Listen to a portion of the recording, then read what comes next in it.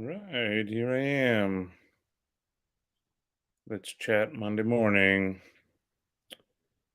Let's see who shows here. Get some music going. That's how I like to roll.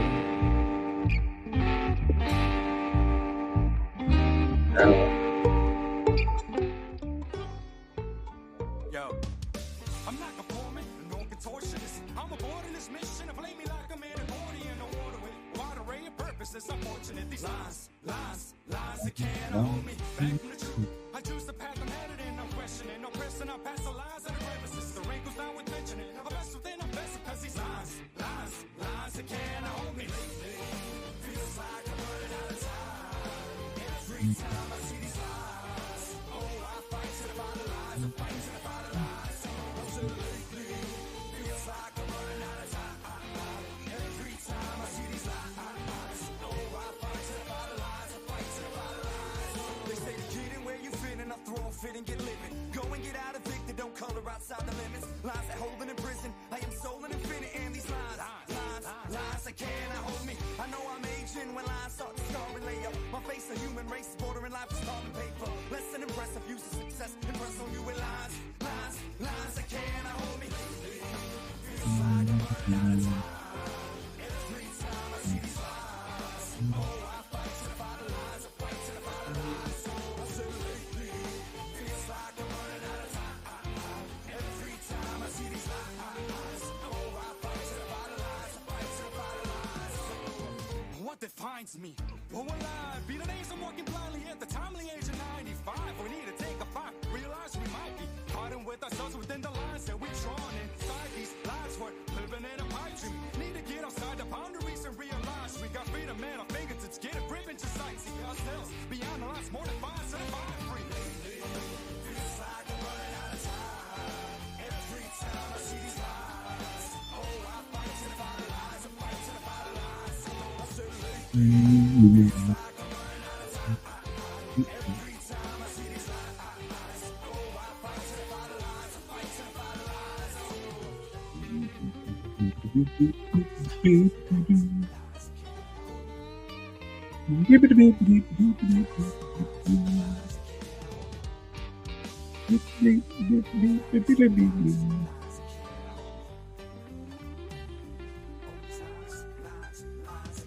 When the lion drew a line and the sandy crossed the line and said, all you understand to be actually's in a fight with what I am actually. Compassion seems out of mind. You never minded going so cast and draw the line. And that side is minus me, at least as far as I can see.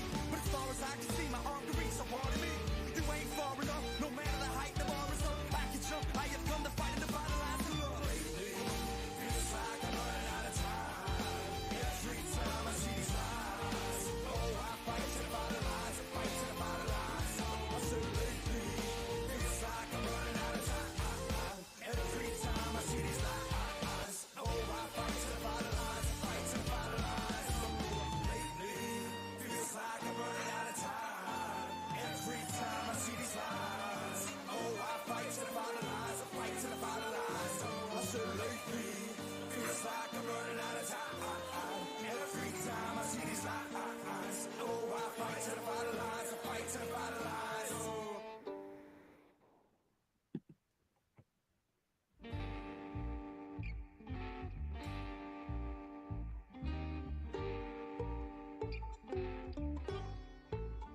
Yo, I'm not conforming, no contortionist. I'm aboard in this mission. Play me like I'm in an accordion, no water with wide array of purposes. Unfortunate, these lies that can't hold me back from the truth. I choose the path I'm headed in. I'm questioning, no pressing. I pass the lies and the crevices. The wrinkles down with mentioning. I'm best within, I'm best because these lies that can't hold me. Feels like I'm running out of time.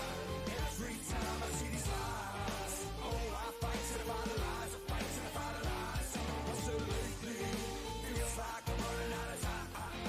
Every time I see these lies, oh, I fight to the bottom lies. I fight to the bottom lies. They say to get in where you fit and I throw a fit and get living. Go and get out evicted, don't color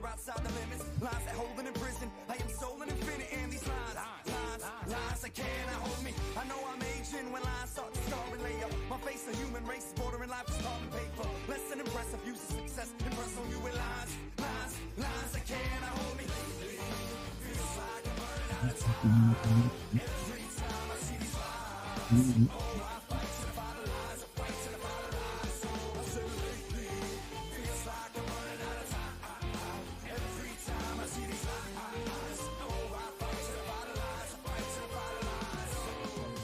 defines me?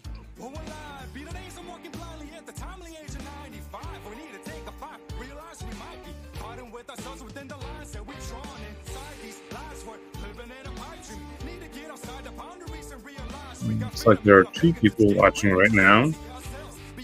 Any thoughts here to share? Chat? Jumping in.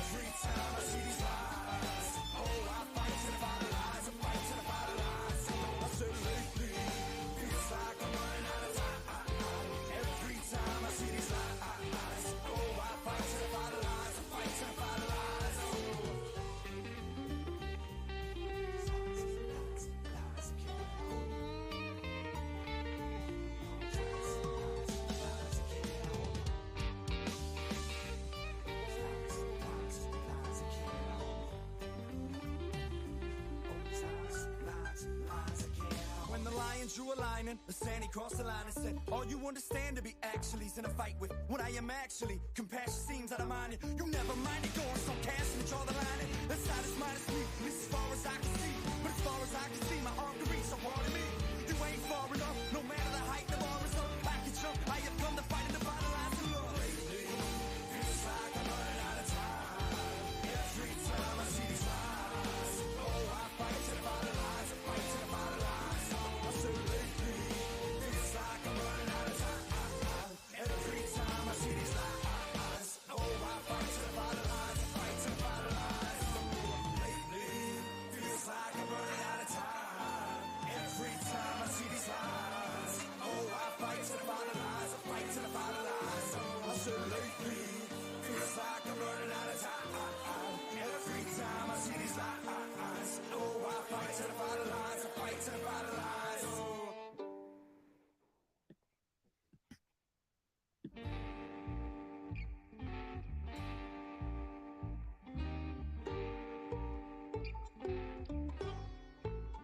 Yo, I'm not conforming, no contortionist. I'm aboard in this mission to play me like I'm in a accordion, no water with a wide array of purposes. Unfortunate, these lines that can't hold me back from the truth.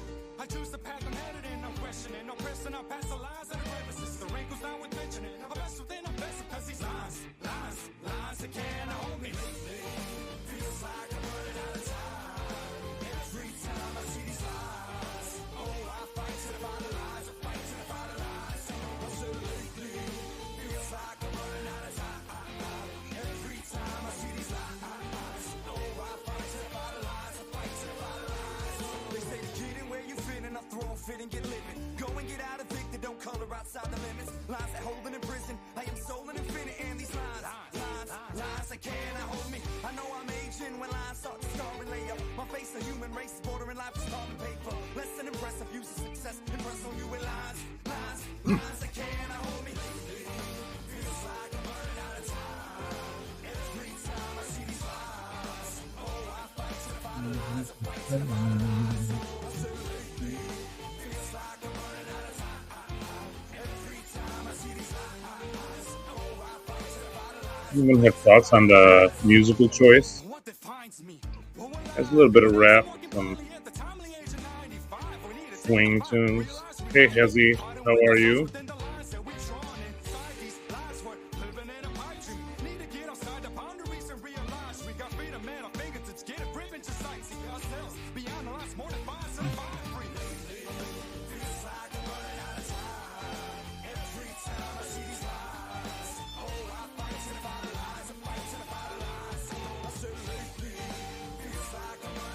Hi Tayo, how are you?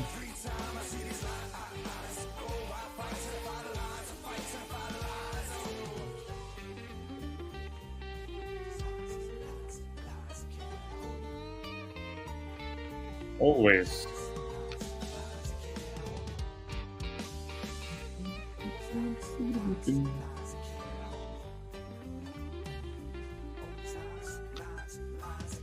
When the lion drew a line and the sandy crossed the line and said, all you understand to be actually's in a fight with what I am actually. Compassion seems out of mind. You never mind it going some cash and draw the line. The side is minus me, at least as far as I can see. But as far as I can see, my arm can reach so far to me.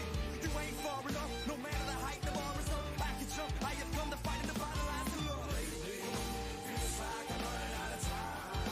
Every time I see these lies, oh, I fight to find the lies, I fight to find the lies. I said lately, it's like I'm running out of time. Every time I see these lies. Hello, good morning. Good afternoon. It's nearly evening time here. Where are you jumping on from? Manchester, England. Oh, okay. Well, good day to you. Good day to you too, sir. How are you doing? I'm doing all right. It's still How's a my little audio? early here. How's my audio? Because I've not been on in a while because my headphones stopped working. So, Sounds fine to me. oh, good. Yeah, I thought I'll meet say hello and to the head of the organization. So, have you been keeping track of all the stuff going on with the organization? As much as I can. I've caught a few of your streams with Jacob, and it's been a lot of fun watching on the sideline. But yeah, you're a brave man. I commend you for the courage it takes to step into that position, because this is a bunch of crazy people that you've chosen to step into. So I'm getting to learn. It's been it's what's been interesting to see is just the amount of eyes on it, like people that are looking at this stuff that I've never met, or many I haven't encountered. Zach asked, how did Jacob find me? Jacob I was recommended to Jacob by Paul. And so I know Paul obviously through our denomination, the CRC, and Jacob was looking for somebody to do this. And Paul says, I know somebody that might be crazy enough to. Keyword crazy. Yeah. And so Jacob reached out to me and sounded really interesting. Yeah. Can you imagine how AI would be integrated in the church? Oh, oh. Man, AI in the church. Well, it's interesting because I was listening to the conversation that Sam was having with Paul last week on the live stream about the AI and basically what AI does. And actually, my sister-in-law has been using some of those things. Like, she'll be like, give me a meal plan for the week, and it helps. So AI might be helpful in something like that with a church. Like, hey, what's a good sermon series? That could be. How you doing, Chad? Wonderful. Good to see you, Tayo. Good to see you, Mo. Good to see you too. Wait, great is way it week. Tayo or Teo? I'm really bad with names. Do you know what? It's really strange because on this little corner, everyone just calls me Tayo, which is actually the correct way. But in real life, most people go with Teo, which I'm also okay with. Mm. Mm-hmm, mm-hmm. Yeah, that's how it is with my name. Some people will call me Moises or a lot of different things. I don't really care, but Yeah. They call me Chadwick. And I'm like, no, it's Chad. That's just because of the popularity of Sophia the First. Okay. So back to what you were saying with AI, because I find the AI conversation fascinating. Well, I'm still, obviously, I don't know a whole lot about it, but just in basically listening to Sam talk about it, that it's kind of just a way of, it's just like predictive responses. And so helping to synthesize information, I think AI could be very helpful in that. I mean, how many times are we trying to brainstorm for an idea and it becomes really difficult? And it's like, oh, well, ChatGPT, what are a few ideas for this? What's a good opening statement for a fantasy story? And it just gives you a bunch of suggestions. You may not use them, but it can help with the brainstorming process. I just finished watching Paul's latest video, and it talks a lot about AI, and don't remember what it's called, but there's a form of, I think, basically you're dating an AI, you program an AI for you to date, and I hadn't considered that use of it, and I'm like, yeah, of course, that's where we'll go. Of course, we're going. start building it. But yeah, I think it's very dangerous and scary is the word. It's like we're living in an episode of Black Mirror. Sorry about that. Yeah, it's interesting because there's so much potential for good and for bad, right? I mean, and I always wonder how much of it, like especially on the scary side of things, I mean, to a certain degree, human beings, we have a tendency to kind of go apocalyptic with a lot of stuff. I mean, Terminator 2. And so it's like, I don't know. I don't know how much me not being afraid of it or thinking along those things is just my own naivety. I mean, the fact that you've taken on the role you've taken in this little corner tells me you're not someone that's afraid to step into the unknown. Yeah, the question is that lack of fear stupidity or is it naivety? bravery? Yeah. I think you're a pastor as well, correct? Yes, I'm a pastor. Yeah. I think that a pastor is a wise choice for the head of the organization, to quote Chad.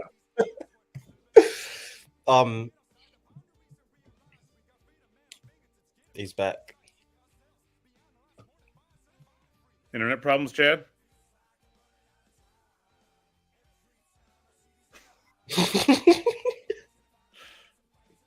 This is so much funnier. Is this going to give us that intimidation look? I don't think he can hear us, but it's funny to imagine he's just ignoring us.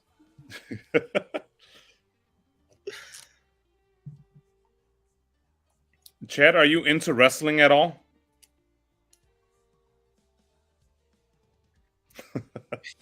I am. I will answer your question. Like wrestling or like WW? Pro wrestling. Pro wrestling? Yeah. Now, how into it are you? A lot less than when I was younger, but it was me, my little brothers, and my cousins. That was abundant. A lot of wrestling fights at sleepovers. So, what era would you have been into it in? Would it be like the NWO era, or after, or before? So I caught the tail end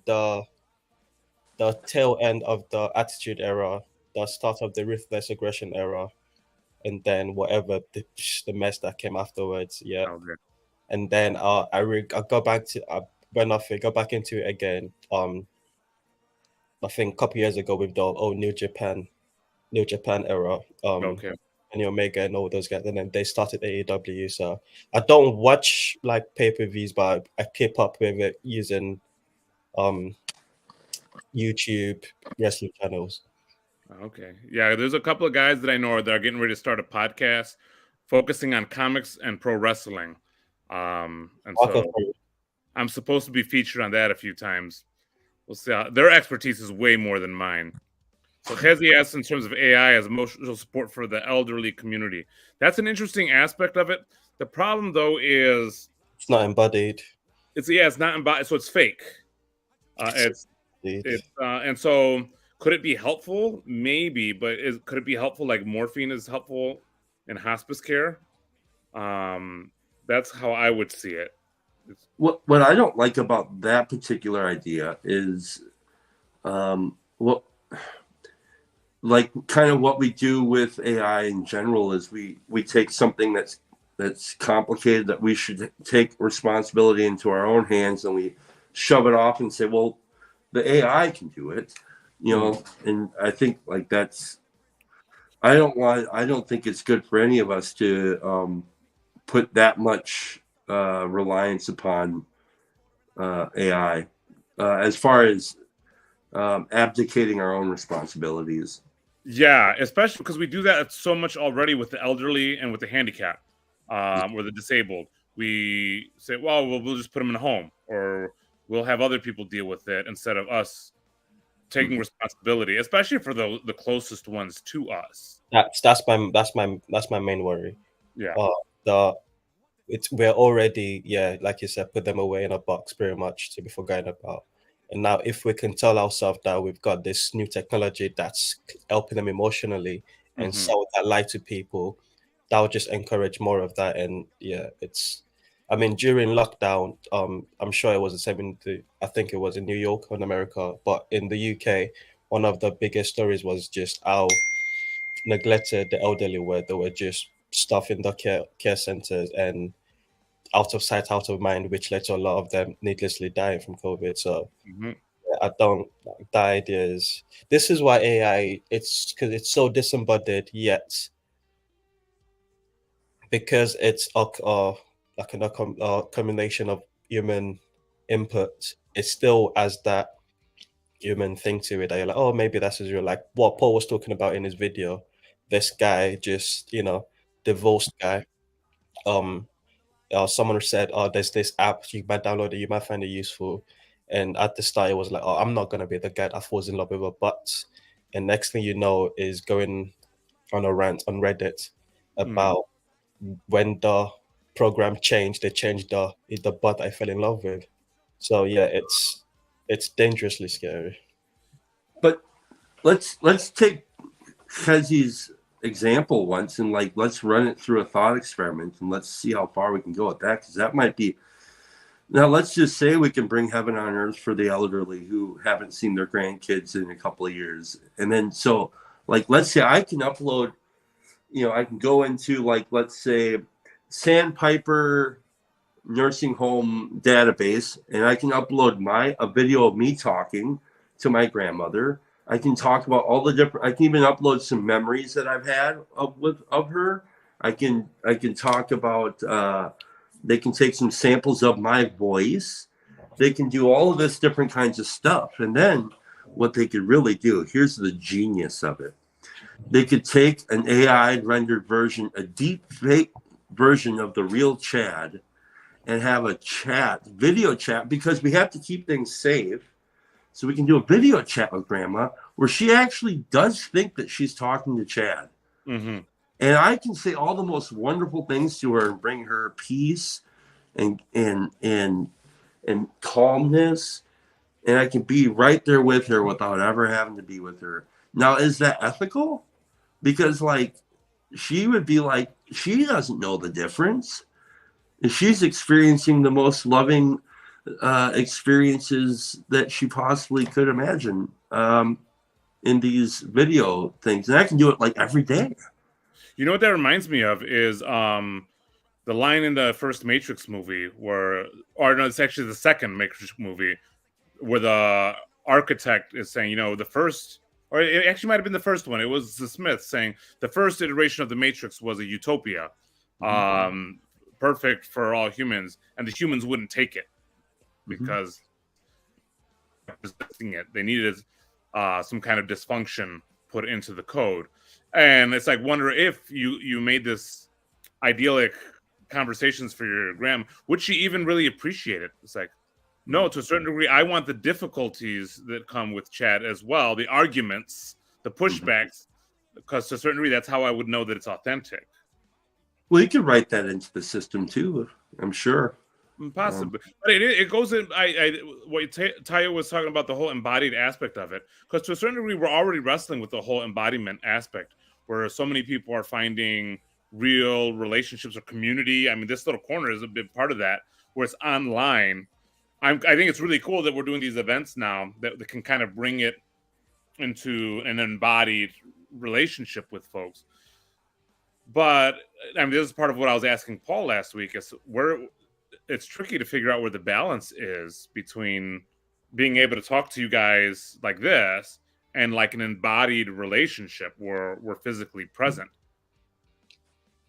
Yeah, I think the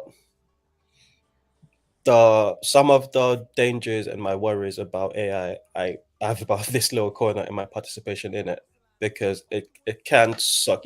I do feel sucked into it at some point. And if I wasn't part of a real life estuary where I'm talking to real people about this stuff, I would not feel as comfortable still participating as I do, because it's like you can insert any YouTube community where things can get so insular and you can feel like your online participation becomes so real to you that the real world takes a backseat. And whenever the real world takes a backseat to your online persona, that's always a dangerous thing. Just speak to Grim Grizz about that. Yeah, and I feel like that's a big danger, especially with people now. Like, I think for us, we're old enough that we remember a world, or we developed in a world before this. And so there's a lot of young people that are growing up, and their cognitive development is interwoven with this virtual world. I will be 28 this month, and I grew up in Nigeria. I grew up in Nigeria till I was 12 years, and I moved to England to join my dad here. And the life I lived as a kid in Nigeria I'm so grateful to that now, especially having moved there, because I was climbing trees, I would just, but I got in trouble most of the time for just leaving the house. That was the problem. It's like, you leave the house too much, because I would just go and just with my friends and do things. And then I moved there. I was still a young teen, 13 when I moved there, and the participation was different. It was more, we were all playing Call of Duty online. We were playing FIFA online, like still talking to friends, but it was different. And now I look at my younger brothers and it's so much worse for them. And it's like my generation got sucked in straight away, because we were like the first one to fully just grow up online, we grew up with MySpace, all of that. That was like, we were the target audience for it. And that's why AI is so scary. I look at my little brother now. He struggled with speech growing up. Just it was late development. But what got him speaking were just binge watching YouTube videos. I started speaking with American accent. Yeah. My little brother has never been like, he went to America last year, but he started speaking when he started speaking properly. He spoke with an American accent because he watched all this YouTube video game streamers, and that's how he picked up language for it. And it's we're developing online. All of that is, I think there's a lot of good in there as well, though. Like, I don't want to sound too gloomy, because the little corner is online. There are good in it. It does offer community, but it can't be the top of the hierarchy. Yeah, the top, because Phlebas asked, and this is something I actually asked Paul about last week, is ePastor Paul is already more effective than my real pastor. What does real mean in terms of, or more effective? Like, what is effective at what? To what end? And I'm not disagreeing, but I think that question needs to be asked. Like, and I think Paul is asking himself the same question: is what am I effective at talking to people online? I mean, I would say there's a bit more to it than that. But does it require something to be embodied for it to be considered effective or successful? I think if it's not embodied, you can just live with the idealized version of what, because even online, the content you consume online, you're consuming it still through your lens, and there's a lot of projection that you're putting onto it. And I remember when I first discovered Paul, that was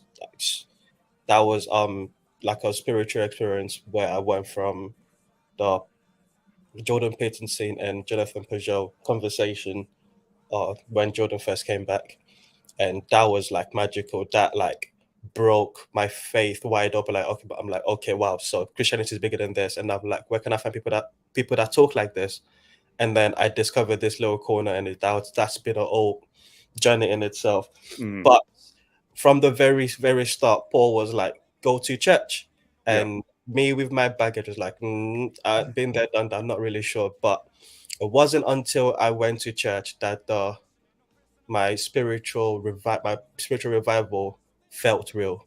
I was having all of this intellectual like puzzles fitting together, but when I went to into a church singing, then all of that, it's better than the online space, and it's more real, whatever real means. Well, wait till they have like Chat GP, whatever it is, GPT, the community upgrade, where like they could actually like go into all of your records of everything that you've ever searched for and all the words you've ever said and all this. And then they could start to say all the different things you like and don't like. And then they'll start to build an AI community around you, and you'll have your own this little corner, and you won't even know if it's real or not real until somebody has an event in Jerusalem or Chino, and then you're like, well, I gotta go, but I want to go, and then, well, I can't really afford to go. So meanwhile, you think that there's actually an event going on in Chino when it's not, but you just can't afford to go, and they know that because the AI knows how much money you actually make, and they set you up, and they totally get the whole thing. It's all a simulation. Now, this is just a thought experiment, right, Chad? This is not like. Yeah, clearly. I mean, these are just clearly hypotheticals. It could happen. It might be happening. Might be happening. I remember I asked my wife, because I remember I heard on Joe Rogan, I've told this story before, but the first time I ever actually was presented with the idea that people who are in a position of like influence and authority said on Joe Rogan that we might actually be living in a simulation, and that it's actually plausible that that's the case. And I was like, what? And I went to my wife. I was like, I was listening to Joe Rogan, and they said it's possible we're in a simulation. And she's like, what difference would it make? And I was like, oh yeah, what difference would it make? That's a good question. What difference would it make? I feel like a lot of movies have been made, or movies, novels, etc., have been made to answer that question. What difference would it make? I mean, the whole Matrix is all about that, but it's not just the Matrix. You have a lot of other movies. What was that one with Bruce Willis, where they're all plugged into 12 Monkeys? What's that? 12 Monkeys. Yes. Although that was a little bit different in terms of its pocket. But there was another one where everybody had like an electronic body that lived for them. And you had all these people like jumping off of roofs because it was just a machine body. But they're all like plugged in all the time because they choose to be plugged in and engage with the world through this robotic avatar of themselves because they could never get hurt. But then somebody actually gets murdered. And so Bruce Willis unplugs so that he can go investigate it. Surrogates. Thank you, CW. But that it kind of explored that whole idea. Like, well, what? Because people would choose. A lot of people probably and are choosing the virtual world over the real world. But it doesn't seem like it's actually helping people, if that makes sense. No, I've been really plugged into a on the ground community. And where I'm, hypothetically would be in service to other people. And this has only distracted me from that. So that's we're making you work hard to stay in the real world, which will just make you better. Well, that's why I'm praying for the solar flare. Just take it all. Well, and, that's an interesting thing, because I feel like if something happened where technology just kind of this whole virtual world disappeared, how many people would be able to survive and thrive? Good question. But how many countries survive and thrive? Right. So I was watching 1923 last night, and there's a scene in the show where I won't give any spoilers. It was weird. It's something you don't think about a lot, but like, it's the year 1923, and there's a guy in the show who's never experienced electricity or like gas stove, and it's like he is like, whoa, and it's like he sees the face of God, and that's like that was only 100 years ago. Yeah, like for all of humanity, like all of it. It was what that guy was experiencing, which was very normal, that, maybe you would have to build a fire or, and then now we're here and we move so fast. It's unbelievable. And we don't even think about how strange this is. This is the most bizarre thing. I've been saying this for at least a year and a half. This is so bizarre that it's unbelievable. It's unbelievable. I have a phone, and on the phone it's the largest library that ever existed in the palm of my hands. And it's insane that I'm talking to somebody in Chicago and somebody in London or something. And it's electricity. And it's like right now, real time. And meanwhile, I have phone calls coming in so I can actually try and find some work because I'm slow right now. But like, do you see how insane this is? Mm-hmm. Maddening. It's insane, dude. Well, it's like the tendency that people point out often, and I see it often, like in my living room with my wife and my kids, and everybody will be on a screen. It's like, here I'll sit with the 4 other most important people of my life, and instead of even just looking at them and admiring how beautiful they are or engaging them in a conversation, I'm checking Twitter. Yeah. And it's so tempting to kind of do that. And so it's one of those things. Is that a problem of AI, or is that just a continuation of the human problem? I think attention's where it's all at, though.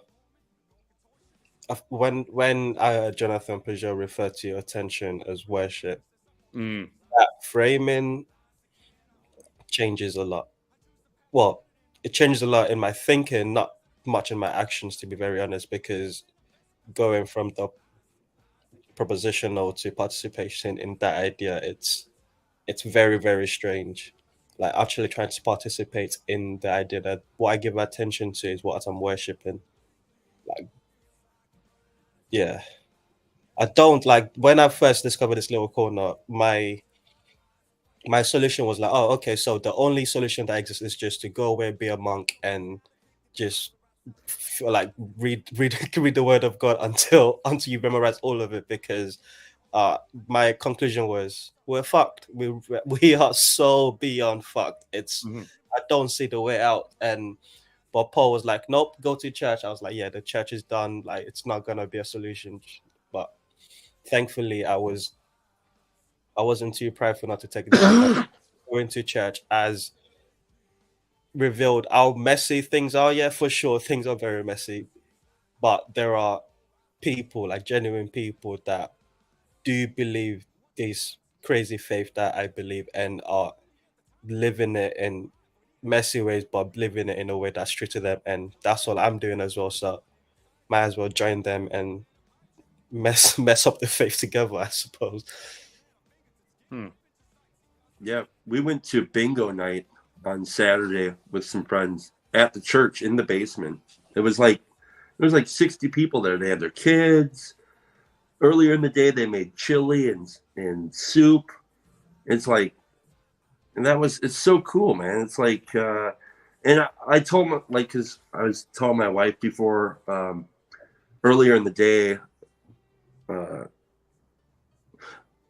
she was like, well, we were leaving an event at the church, and I was like, I got to say goodbye to people. And she's like, well, okay. I'm like, listen, I don't really feel comfortable saying hello or goodbye to these people. I'm just uncomfortable in general. So I have to do this to stretch myself, because eventually what's going to happen is I'm going to know these people so well, they're going to annoy me to no end. So it's like, but that's the beauty that comes along with, I think, being a part of a real in-person community.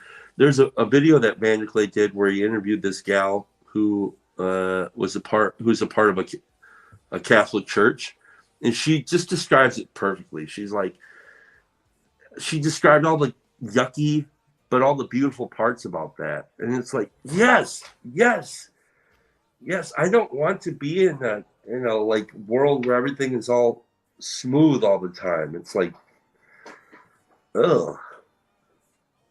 Yeah, and so certainly I think that's one of the important things, like, because I mean, as a dad, I figure out what are the things that I'm passing on to my kids. How do I pass that on is the thing that I always wrestle with. How do I pass on that the ugly parts of life are valuable, that you need to get hurt sometimes? And so we did a thing yesterday. We took my kids to the playground, and my son was being a little a-hole. And I said, you better find something to do. So he just got on this swing and was going back and forth. And I was like, why don't you jump off the swing? And my wife was like, what are you doing? And I was like, I don't even know what I'm doing. But he was like, well, I might hurt myself. And I was like, it might be worth it. But as a joke. But he took it to heart. And he swung high and jumped off. And he didn't hurt himself. But there was one time where his like foot hurt or his hand hit hard. He's like, well, that hurt. Worth it. Kept doing it over and over again. And so I was grateful for an opportunity to kind of teach him that, hey, sometimes you got to risk something. And even the pain that comes with it is valuable.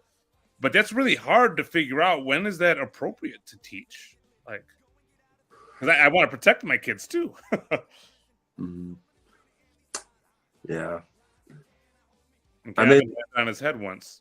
I cracked a joke once with somebody that maybe it'd be good if there was like a spiritual, like Christian covert group of people who like it's kind of like Uber. Like you don't call them to pick you up to take you somewhere, but like if your kid is having too much of a like affluent experience where they're overly protected, like you call them and you say, yeah, my kid, he's a good kid, but he's like too protected and I don't really know how to scare the shit out of him. So could you just like go scare the shit out of him for me? And you know, a lot of churches have summer missions trips just for that for that purpose. Paintball for Jesus. When I was a kid, we used to get them all the time from Ohio or from the Chicago suburbs that would come into the inner city on a serve trip or something like that. But you get a feeling that a lot of them is like, go see the ugly part of life and know that these people can still be happy. That's the one thing that a lot of these people are like, wow, you seem like you're having such a good time, but you're poor. It's like, I'm not that poor. Wait. But we can still be happy. Are you saying like summer camp, but like in the inner city? Kind of like they would send a youth group to the west side of Chicago. They would stay in like our church or everything, and they would help paint or clean up trash or something, but then get to know some of us ghetto folk. And of course, us as kids were always looking for the girls or whatnot. And then we'd say, yeah, we're just looking to praise Jesus here. But sometimes it helped with showing them that this isn't as scary as it seems. And actually, there's some value in it. And then to a certain degree, it's kind of showing us that not all those suburban people are jerks.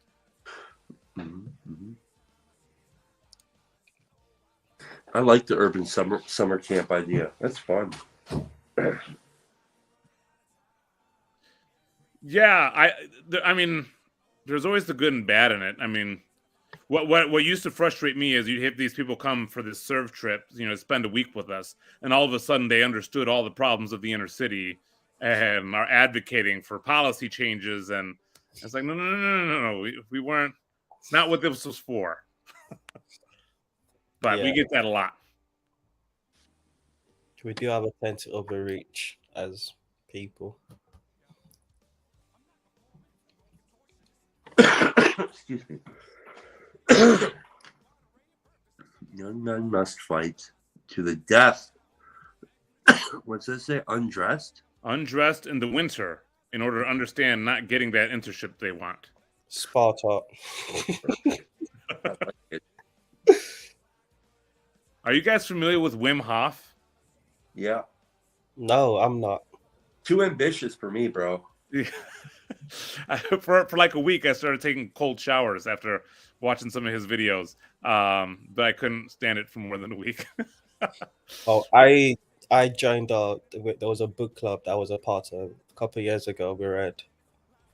It's back there somewhere, but we read a book, and the cold shower thing came up, and I did it for a few months. I actually quite enjoyed it.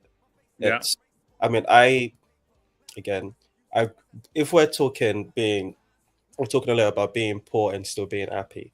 I grew up with my uncle and auntie, and it's like true poverty was there. But as a kid, only looking back there, I was like, wow, were we poor? because it was for we could go months just not knowing where the next check is coming from because the government is corrupt and they're not paying my uncle his salary. It's So so cold showers was normal, and cold showers during the winter season, if you can call it that in Nigeria, it was brutal. But here it takes me back there whenever I take a cold shower. It's like, okay, I've done it before. They say this ain't nothing. So I enjoy cold showers now. Somebody should put together a program that synthesizes the some of Wim Hof, and then some of Temple Grandin's ideas, and then some of like Grim Grizz's ideas, and then some of like Peterson's ideas, and then like just takes it and smashes it together, and then we can start a liturgy, and we could like just start a new church. I don't know. Would there be a statement of faith? Yeah. It's like they did smash all those ideas together, and then they called it the Bible. Did snow anywhere in the Bible? Because that is weird to me. What's that? I was wondering if it snows anywhere in the Bible. Is there snow in the Bible? That's a good question. I can't think of any off the top of my head. Yeah. Maybe somebody else that knows more about it can correct me if I'm wrong. I got to text this guy real quick. I have this week off, unexpected week of work off, which is terrifying because I went through this a few months back and I ended up not working for like a month and a half, and so I got to text my union guy back. There is definitely snow in the Bible. Prove it, bro. I'll text. I'll be right back. Hang on. Go for it. See you in a bit, Chad. What's interesting is everybody's talking about cold showers. I forget all these online YouTubers' names or podcasters' names, but in terms of working out, doing an ice baths are really popular. And I'm like, man, I know it'll probably be good for me, but it's hard. But then again, so is everything that's good for you, right? I mean, I'll give you the advice you gave your son, but it might be worth it. I want to talk to you about music because that was another thing that, the streams that you're on, you're clearly a music buff, and you said you performed with the Roots. We opened up for the Roots. That's insane. In 2010, yeah, that was that. Well, one is it also humbled me because I thought we were ready, and we opened up for the Roots, and I think we did a solid set. But then the Roots played a 2-hour show, high energy, like for 2 hours straight, and I'm like, I don't think I have that kind of stamina. The longest set I ever did was an hour and a half. We opened up for Dr. Octagon, who was doing this was about 2006. This is when he was coming back. But it was a sold out show in Florida at a place called The Social. And an hour and a half set opening up for him. And as soon as we did like an hour 15, and then they wanted an encore. We did a couple more songs, and I put my guitar down, ran off stage into the bathroom, and started throwing up. Really? Like, the most intense workout was trying to go hard for an hour and a half. And the Roots did 2 hours and didn't even look tired. Yeah. But At least any questions about music you had? I just wanted to know, like, your inspos, the music you listen to, especially the rappers you listen to. I think this little corner needs more rap in it. So yeah, so it was really tricky for me. I was like growing up very much like let's say a jack of all trades, master of none. With music, it was like that because I grew up, I'm Puerto Rican, so we had some salsa, merengue, Puerto Rican music coming through my house. My dad was very much a product of the 60s and 70s drugs and rock and roll. So Zeppelin, AC/DC through the 80s. I mean, all that rock and roll stuff was coming from my dad. Grew up on the west side of Chicago, so you had all the not only just the hip hop stuff, like Jazz. yeah, a bit of jazz, blues, and that was heavily influenced from my dad as well. He was a big jazz and blues guy. But you know, Public Enemy. I mean, even when Vanilla Ice first came out, and that was really cool.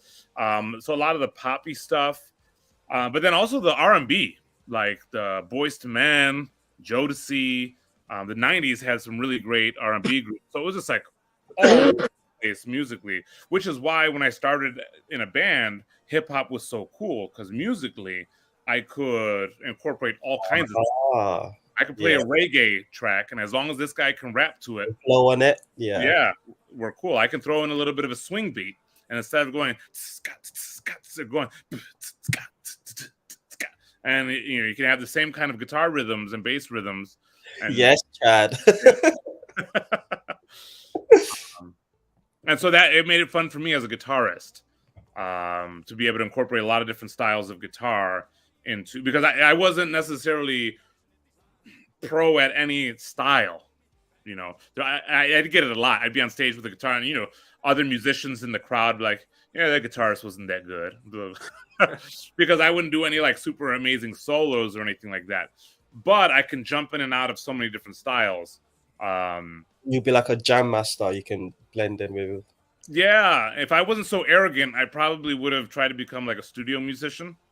Yeah. But I had no desire to ever do that. I love that statement. If I wasn't so arrogant. Why I didn't want to do that is because I knew it required way too much practice time that I was unwilling to put in. Yeah, I just wasn't. I could have been a great guitar player, but I just didn't want to practice that much.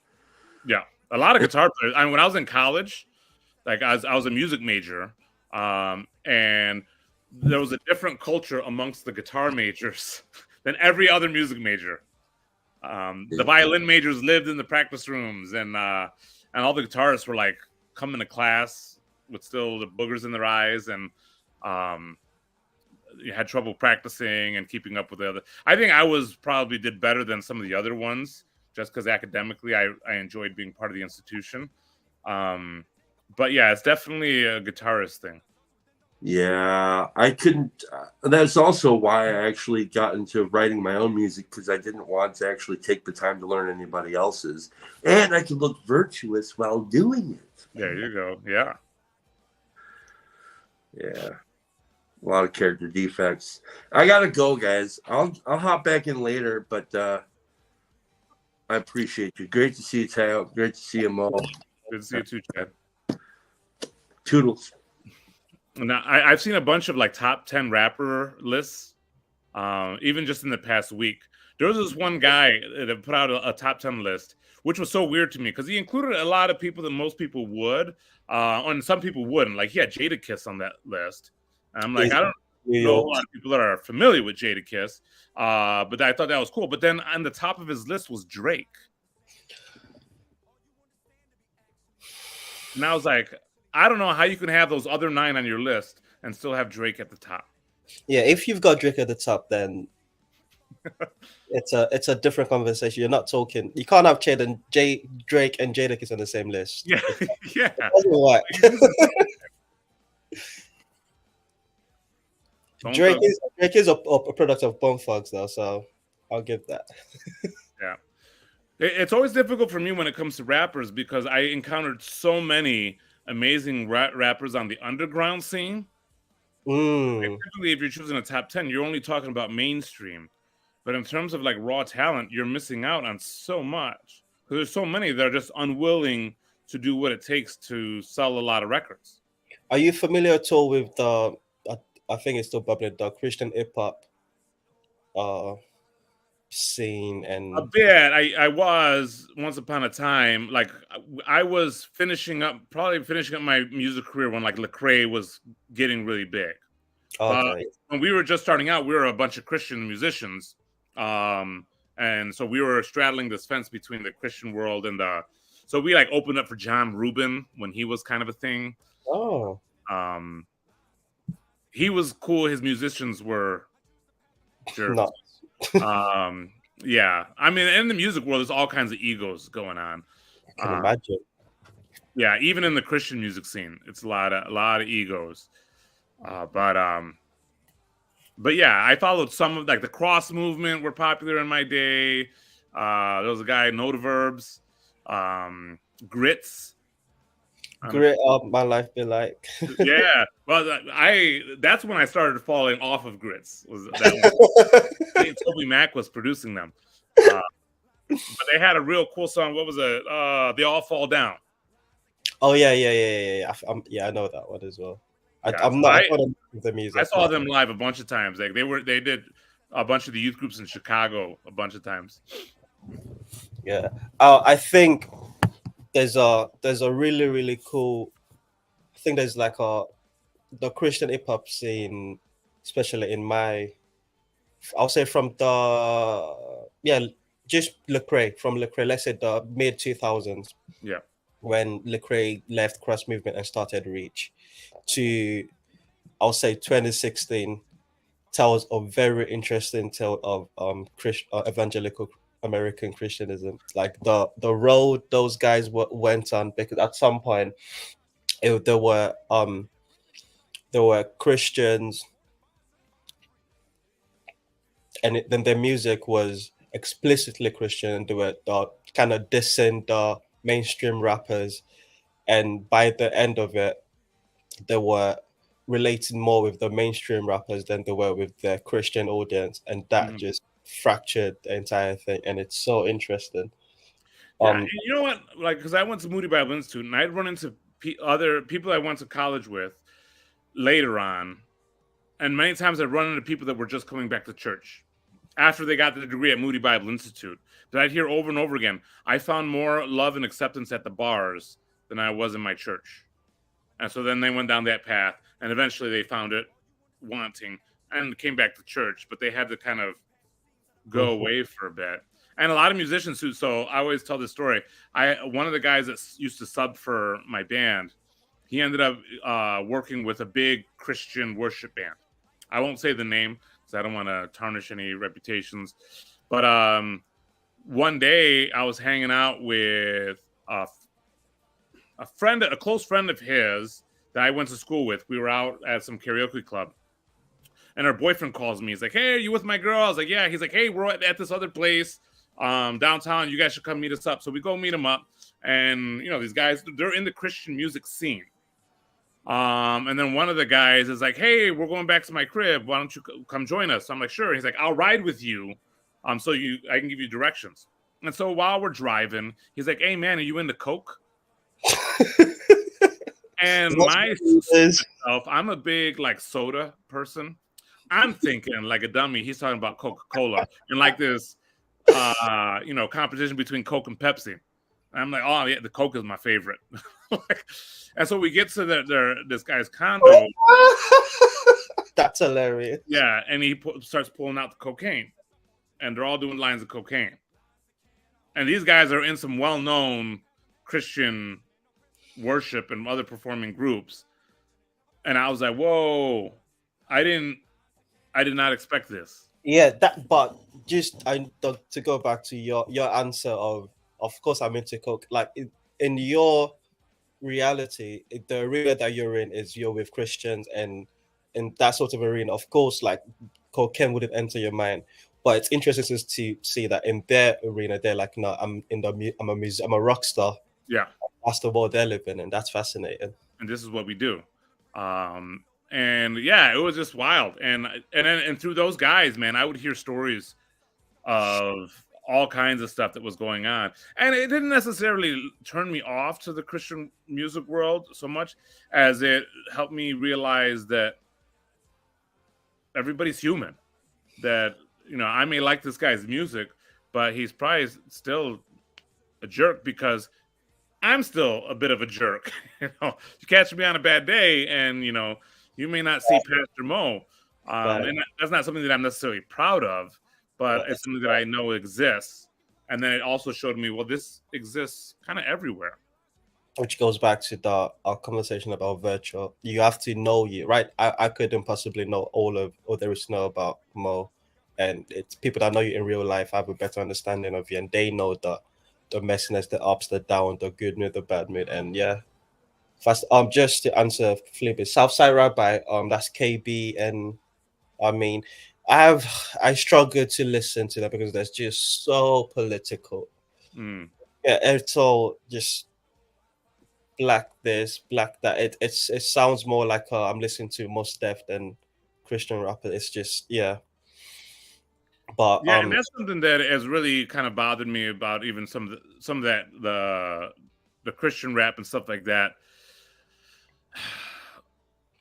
I have a whole lot of like this podcast that we're starting. We're going on like the history of hip hop. I mean, as you know, the 80s when I was growing up, hip hop was so diverse. I mean, sure, you had everything that you have today. Stuff about politics, racial stuff, prison, gangster rap, all that stuff. But you also had like all kinds of other love songs and things like that. And then it's like once it went mainstream, it became less about like art and self-expression, so to speak. It's like, how do we sell albums? The machine, you have to reproduce it, just run it back. What works, it's like what YouTube algorithm does. Yeah. What can keep your attention? Oh, this works. Okay, let's redo this until it's dead, and then we'll find something else. And it used to be very like punk, like, don't tell me what to rap about. I don't, what's relevant to me is what's relevant to me.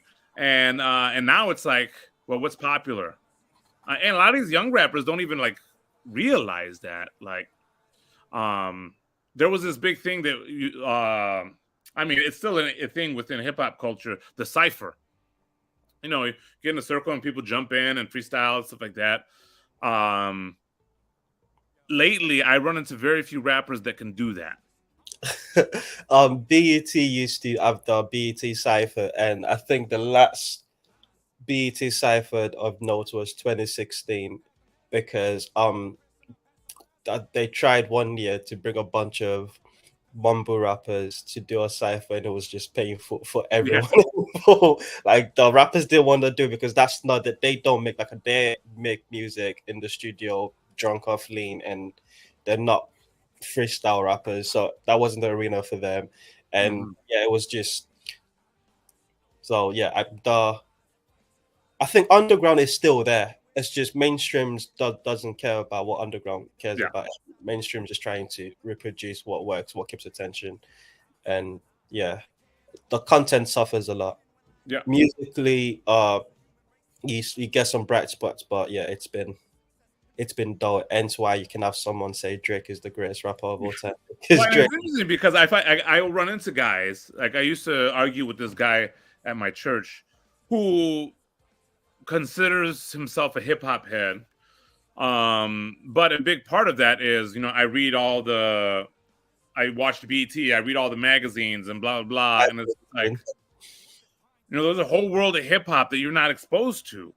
And so I don't know every Jay-Z album and track like he probably does, and knows a bunch more of the lyrics than I do.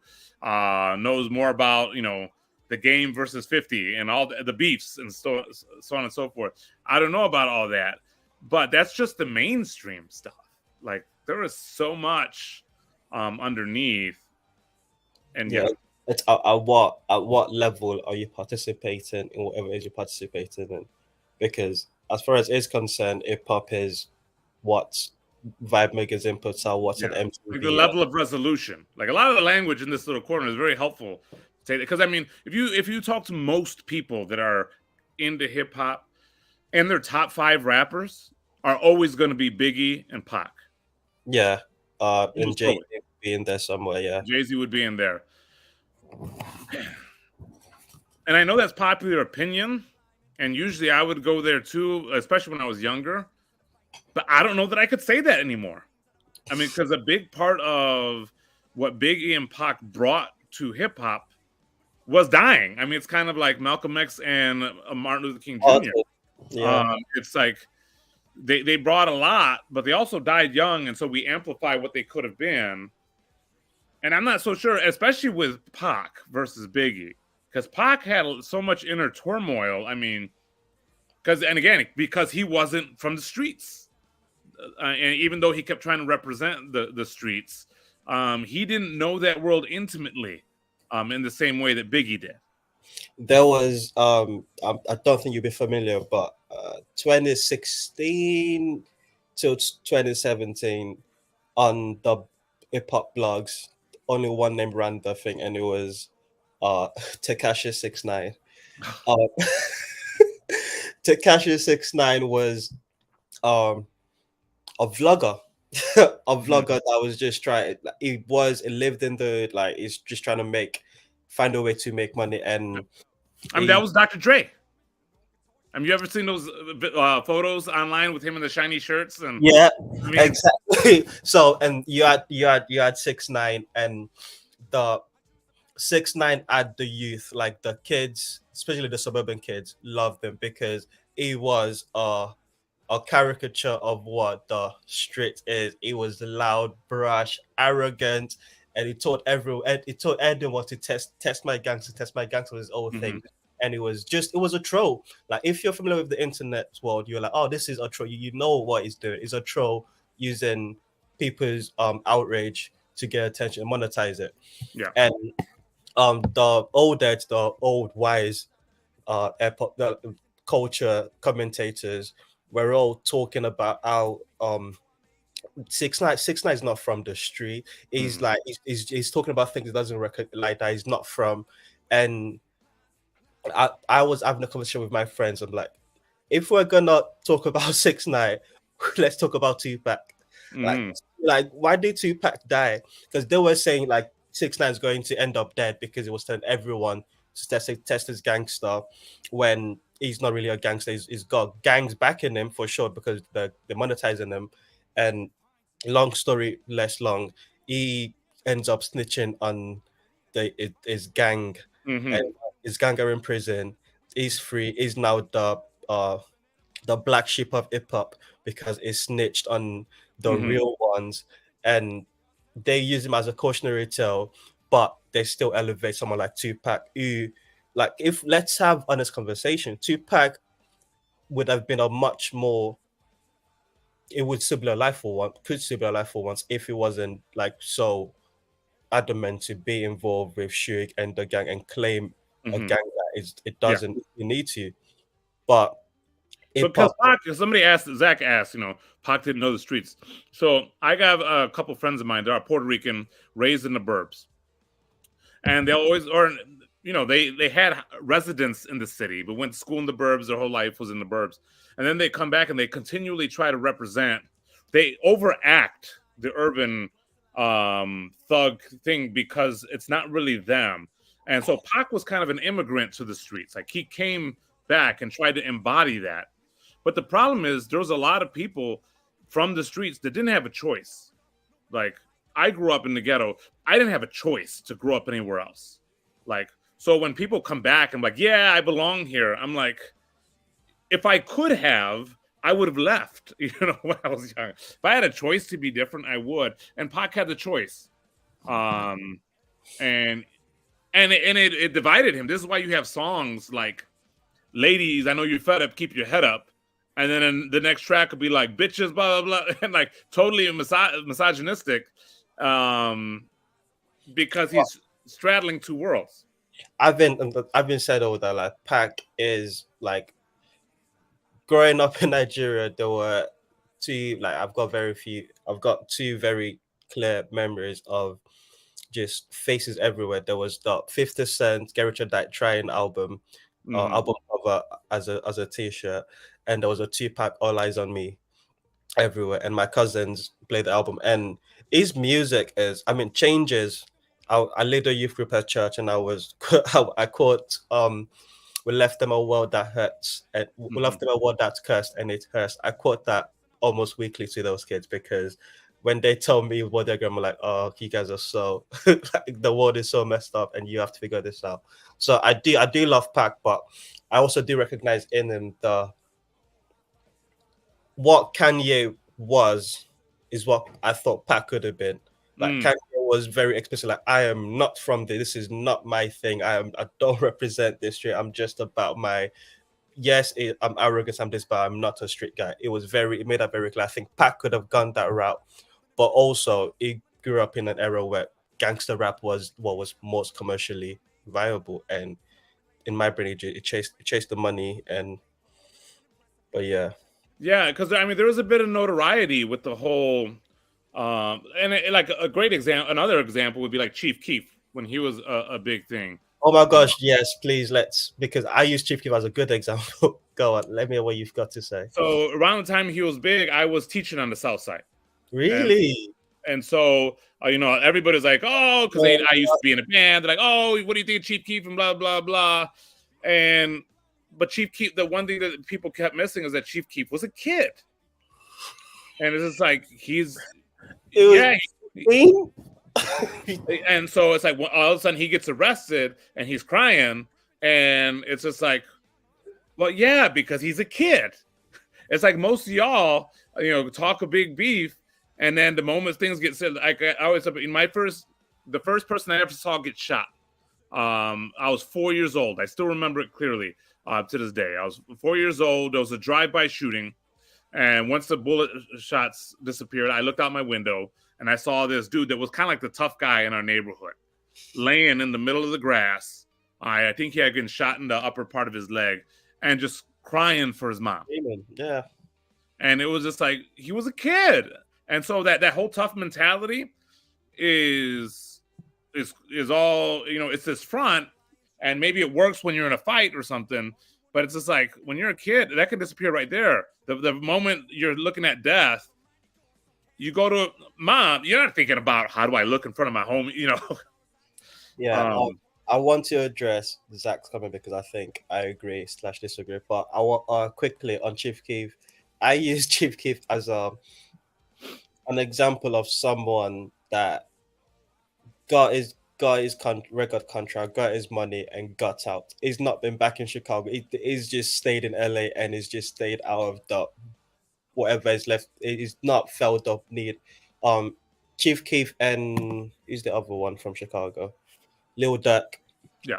In comparison, like Lil Durk keeps going back to rep his block and pull people out from his block, but people keep dying around him because, for reason. But Chief Keef, I like because he just escaped and he's never looked back. Yeah. He's not making music. He's just living off what he's got and he's escaped whatever that childhood rubbish that was going on. Mm-hmm. But all of that at that time, that's when I was like drill music was.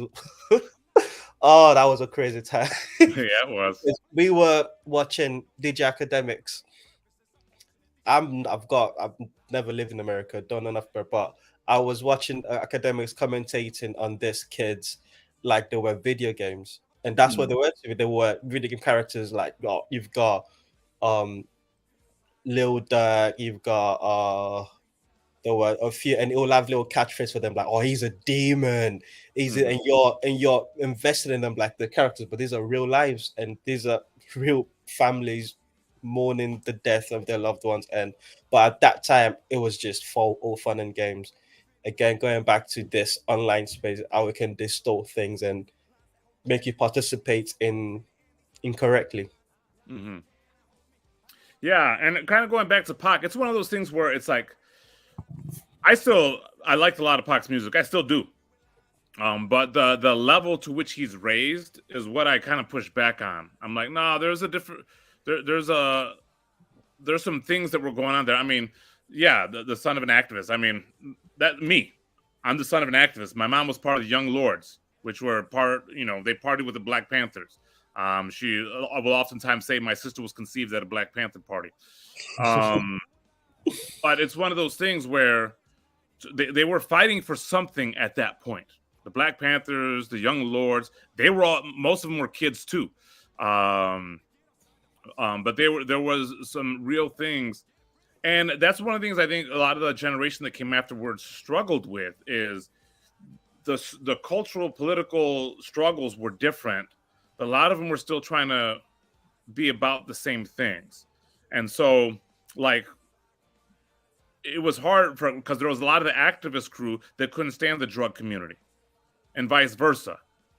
And so there was a social economic aspect of it. And so you had Pac, which, like Zach says, he has these two worlds, but he also had opportunity for a third way that a lot of his peers did not have. And so he chose a lower, and he died young. That's the thing. And so a lot of people elevate his music mainly because of his death, where it's like, I don't know that he would get the same kind of notoriety or lasting notoriety if he hadn't been killed, especially in the way that he was killed.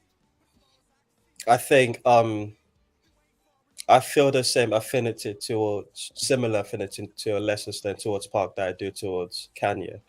It's then not the greatest lyricists. They don't give don't give the best punchline, but what they do is they invoke feelings in you that it's so real you have to defend it. And yeah. Well, that was the thing I felt about Kanye is I didn't really, when Kanye was big, when he was first coming up, I didn't like Kanye. Because, and the thing is, I liked him because he was arrogant, but Kanye was always genuine to himself, and especially in his early days. He was like, yeah, I'm arrogant because I'm dope. And I didn't like that, but I wouldn't necessarily argue with it. Because everybody else thought he was dope. Who am I to, I'm just one guy that doesn't like him because I think he's arrogant, like me. But he talked about a lot of complex things. I mean, he would talk about his own mismanagement of money.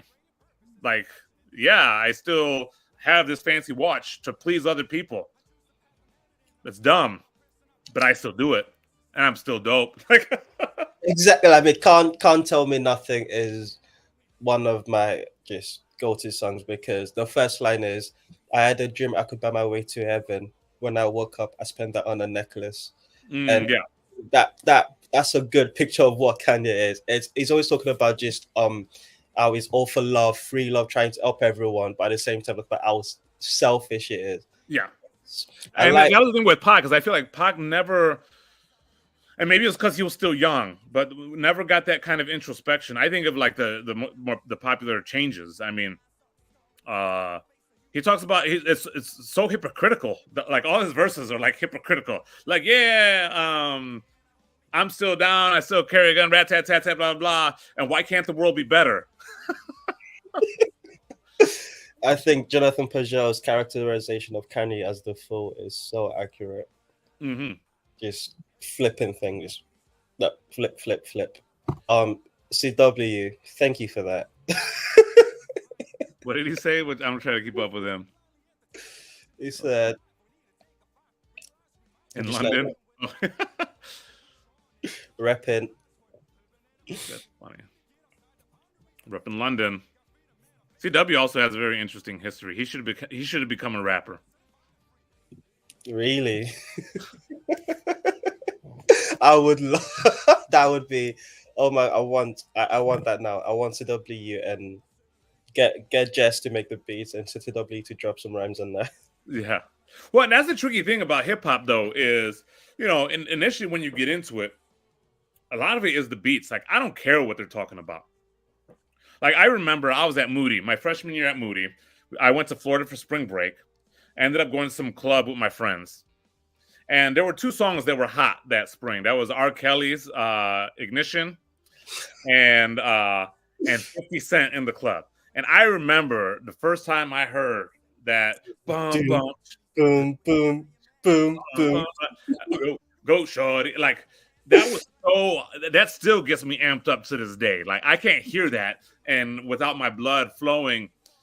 Lyrically, it's awful. I mean, and not awful in the sense of creativity. It's awful, so depraved. It's like, yeah. Like, why am I dancing to this awfulness right now? But it's so hot. It's hard to resist. Yeah. Nessun Black. I am not aware of Nessun Black. I'm also not aware of Nessun Black either.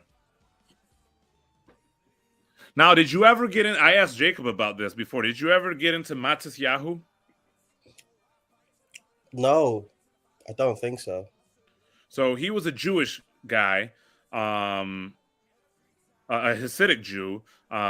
Jacob knows a bit more about him than I did. I thought, but also did like rap, reggae, really cool stuff musically, while trying to maintain being a Hasidic Jew didn't quite work out. Jacob, I don't know if you've kept tabs on him, but I looked him up on Twitter, and man, does he look bad. Oh, I didn't think that's where that was going. But it sounds like he had a real difficult time juggling the music world and then his faith world. And I feel like a lot of people that would be Christian artists or religious artists would struggle with the same thing. Wow, the sound on my head. I can barely hear you guys. Oh, okay. Can you hear me now? I think no. Yeah. I don't know what happened to my headphones. I was just gonna say, Nassim Black. He was a gangster rapper who became more and more religious, and now he's a Hasidic Jew living in Jerusalem, and he still raps, but it's like Hasidic rap. Interesting stuff. You can find him. And Matis, yeah, I mean, he looks a lot older. Like he's gone completely white. And yeah, he disappeared for a little bit and then came back with his beard shaved. And that was really disappointing to a lot of people. Okay, I'm going to go see if I can find some way of fixing my microphone. I will be back. Yeah. And it seems like with Matis, the drug scene got a big part of him. Because I remember when he first shaved, I was like, oh, you know, I didn't know what to think of it because I didn't know how genuine his faith was before that because all I could see was. Yeah. But he clearly aged more. I mean, and I've seen that because I got a lot of drug addicts in my family, or people that I don't know that he's an addict, but you can tell that there's been some substance abuse in his life. Mm-hmm.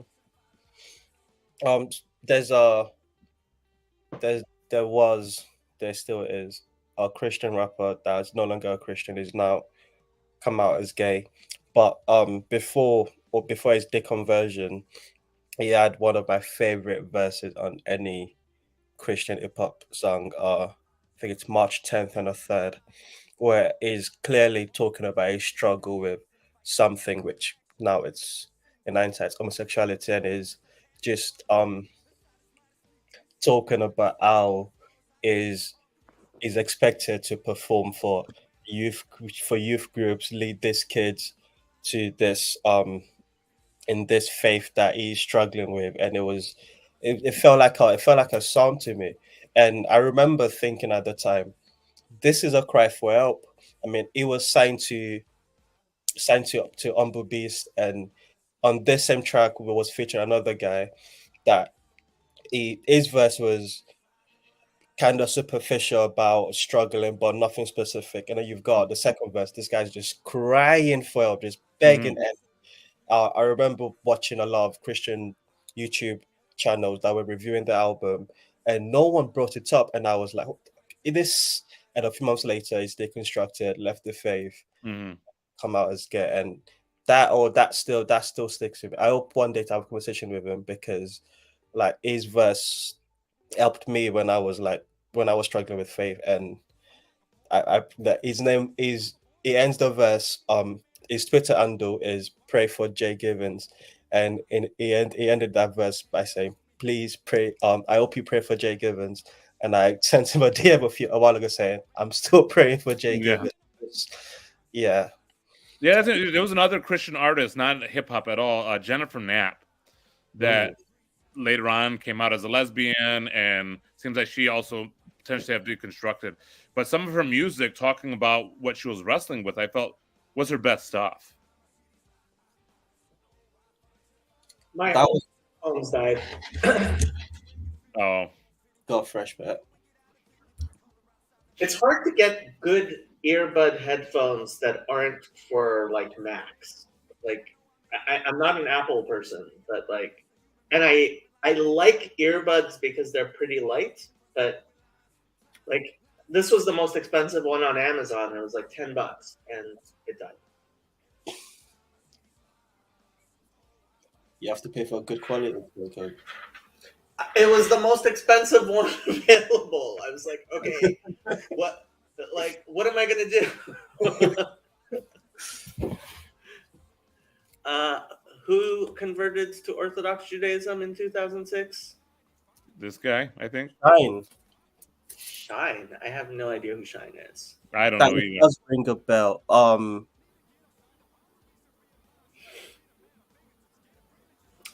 But yes, we get all kinds of weird Orthodox Jewish converts. Matisyahu did not grow up religious. He became religious. Mm. He was just known as Matthew. He became religious, and he for a while, like, he was really keeping up the lifestyle. And it was so. He was involved in the same Hasidic dynasty, Chabad, which I kind of am involved with. And when I was a youth pastor, kind of briefly, like, that's when he was the biggest. Like, I remember he came to Los Angeles and there was a concert. And of course, Hasidic people are not supposed to go to concerts with mixed seating. And his concerts had mixed seating. Obviously, he's allowed to perform where there's mixed seating, but you're not allowed to attend where there's mixed seating. And lots of kids went, and I was just trying to tamp down their excitement because, like, there was a lot of, like, idol worship type thing going on, which is like, oh, he's Hasidic and he's like this big, huge superstar. Yeah, right? I can do that too. That's about how a lot of, especially young kids, felt about Christian rappers. It's like, oh, they're doing this, and it's like, yes, but we don't know what it's doing to them. And that was the big thing. It's like he was married and he had two very young kids, and I was like, this is a very difficult lifestyle to be involved in. And after he got signed with Sony, a little bit after that, he just disappeared. And then when he came back, he had shaved and he was smoking marijuana again and stuff like that. I went to see him after that at the Congress Theater. And there were only two concerts I went to at the Congress Theater in Chicago. One was Matisyahu and one was Method Man and Redman. And both of those, you walk into the auditorium and it's just like you're walking into a cloud of weed. And with Matisyahu, I took my wife, and she was 8 months pregnant at the time. So that was my daughter's first concert was Matisyahu. But yeah, I was really concerned. I'm like, all the secondhand weed, is this going to affect my kid? I just remember the first time I ever heard Matisyahu was I was at the synagogue helping to prepare for a Friday night meal, and suddenly I heard a rendition of Tzama Lecha Nafshi, which I sent you the thing of it, which was one of the Rebbe's nigunim. The Rebbe composed the nigun. It's based on Psalms, and I heard Matisyahu singing it, and it was just so beautiful. It was playing in the background as we were preparing dinner, and I said, "Who is that?" And people were like, "Oh, you haven't heard of Matisyahu?" So I went and looked him up, and it's still like one of my favorite songs. It's definitely like his rendition of Tzama is like and especially I think. When you know the words, the words are, my soul thirsts for you in a parched and dry land without water, and like the way he sings it, it's just absolutely beautiful. Yeah, I mean, as a performer, he was phenomenal. I mean, the way that he would, because I'm a big, you have lyrics. And then you have music that's supposed to accentuate the lyrics. Then you have the performance of all of that together. And he put things, especially live, man, he was good live. And the beatboxing. Yes. Oh, he was a fantastic beatboxer. But I remember his most famous song, King Without a Crown, I didn't really even care for the recording. But his live recording of it, That's the correct. one, yeah, Live at Stubbs. That's what everybody listens to. And like, I mean, when he mentioned Crown Heights, which is where the Rebbe lived, you know, it's like that did a lot for a lot of Chabad young Mhm. people. The song is based on a lot of Hasidic concepts and stuff.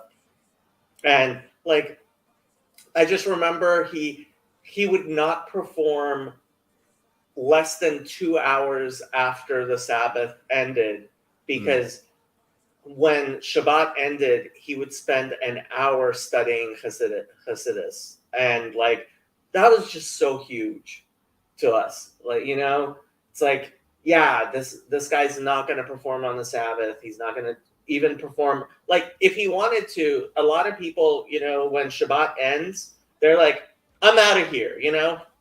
Yeah. I'm free now, and that wasn't what he seemed like, and it was beautiful to see somebody like so strongly Hasidic. But yeah, I frankly, I mean, at the time, I would say I hope I'm never tested the way he is, because I knew it was a difficult life, and I wasn't. I hate the fact that my pessimism, like, I am very, Yeah, very. are there any examples of somebody that started out as like a performer in the religious scene, that crossed over into mainstream and still maintained that religious lifestyle? Not that I know of. I can't think of any. I mean, I can think of a lot that started off in the religious scene, crossed over into the mainstream, and then got divorced, and left everything that they said was valuable beforehand.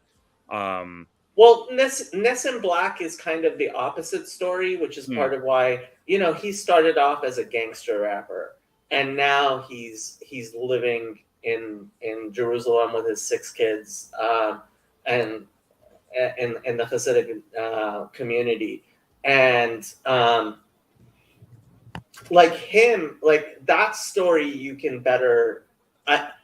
That's more believable and plausible as something that's going to last, and I hope it does.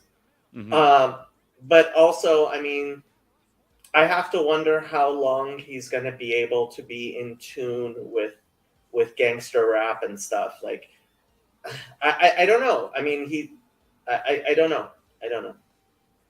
I think that question was the death of CHH, is how maintaining the closeness to the what hip hop, mainstream hip hop at least, seems to be. And when everything became political post Trayvon Martin, they felt the need to choose between the Christian youth group audience and the what they seem to be the calling of the activism of hip hop.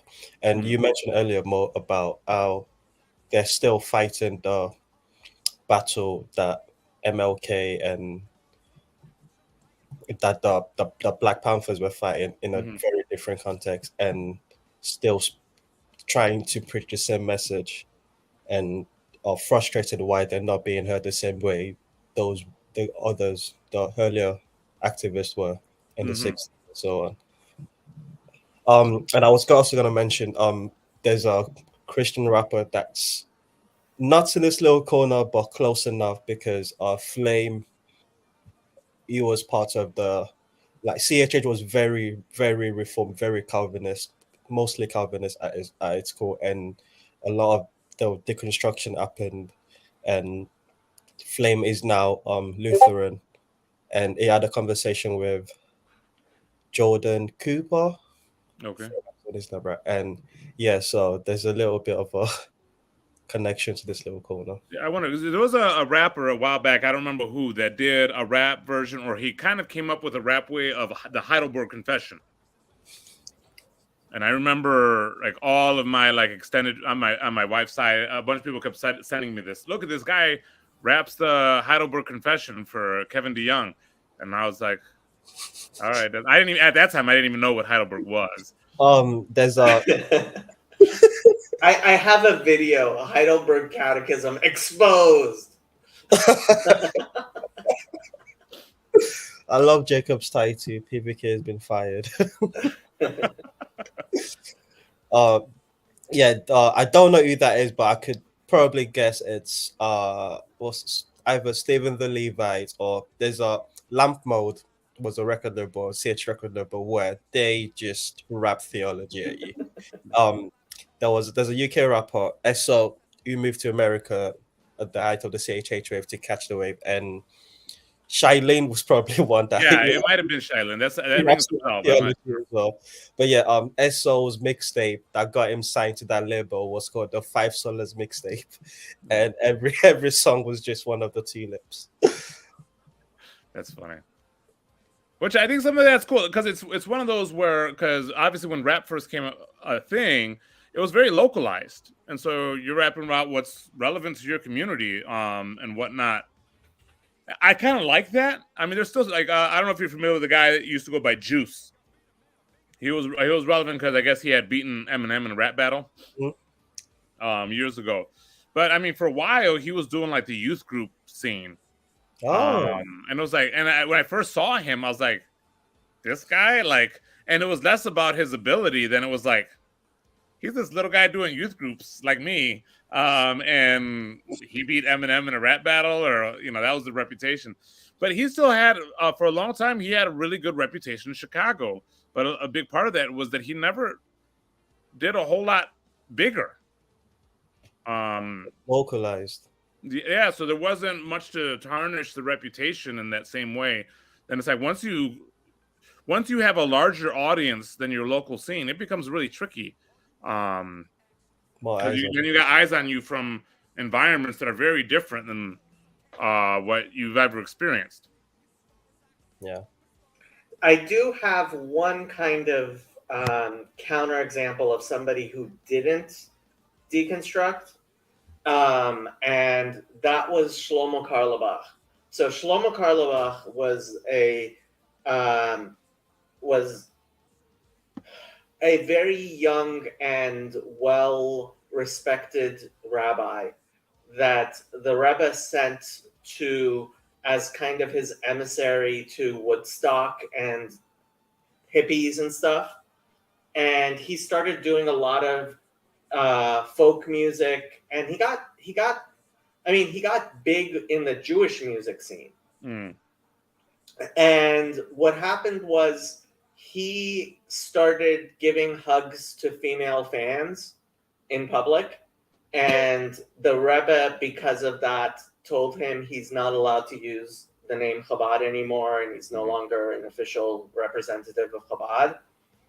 And he maintained, I mean, he maintained an Orthodox thing throughout his life, and there are actually like still Orthodox synagogues that are basically like devoted to his music and stuff.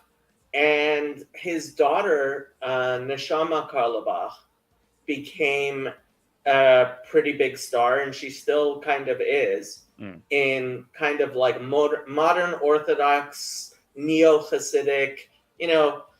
They're religious. They're just not part of like ultra-Orthodox Haredi Judaism.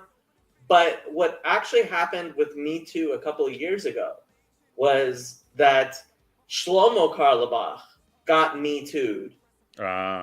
And Neshama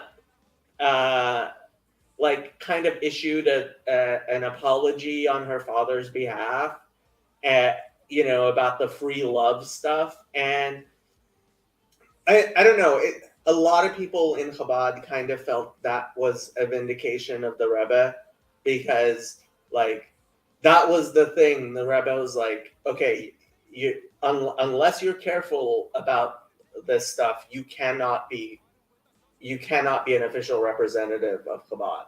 Now, do you think we could get any of these guys for our Jerusalem event? People from, you mean like Neshama Karlebach?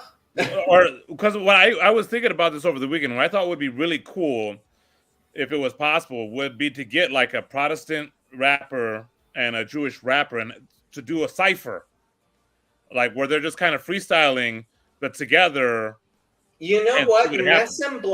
Ness and Black might do it. Somebody has to approach him. I'm not even sure how somebody like I could imagine Ness and Black doing it, but I could also imagine Ness and Black asking to be paid. Yeah, I just wonder if it would be possible because I feel like that would be something really cool. If you're gonna pay, Ness and Black will definitely like Motzi Shabbos. At the end of Shabbat, if you're gonna have a concert with Ness and Black, oh that would be okay. Chezi has to make this happen now. At Motzi Shabbos, Ness and Black concert at our event. Oh, that would be I can't imagine Nessim would charge too much money for something like that. I don't know how much he charges. Yeah, because to get like an interfaith cipher going, that would be. Ness and Black would do it. Ness and Black, I'm pretty sure he would do it. And he's a deeply religious guy. You know, it was kind of painful, but kind of also hopeful that he couldn't get his kids into some of the best religious schools because, you know, I think part of it was race, but part of it was simply he's a rapper. He's a gangster rapper, you know, and it's like the very religious schools. So he ended up having to go to Rabbi Chaim Kanievsky, who passed recently, but he was like really in the ultra Orthodox community considered a big deal. And it wasn't until Rabbi Kanievsky got involved that he was able to get his kids into the best schools. But when Rabbi Kanievsky got involved, now his kids are, you know. Yeah. And that is a tricky thing because it's hard to separate the art from the reputation of the art form. And this is why I think to a certain degree, a lot of 90s hip hop, especially on the mainstream level, was so unfortunate because in the 80s, you had hip hop was known as being fairly diverse. A lot of the people in diverse aspects of hip hop were known. You had Public Enemy, you had LL Cool J, you had all these guys that had very different ways of doing things. And in the 90s, what became mainstream was just gangster rap. NWA, Biggie, Pac, you know, all that stuff. And so whenever anybody thought of hip hop or rap, they thought of that. And it's like, one, it had been more than that, and it had the potential to be way more than that. If YouTube wouldn't nuke us from space for copyright violation, I would totally love to bring up Motherland Bounce, which is one of Nessim's big songs. It's pretty good. I highly recommend it. I'll find it and put a link in the chat. I think it's my playlist now.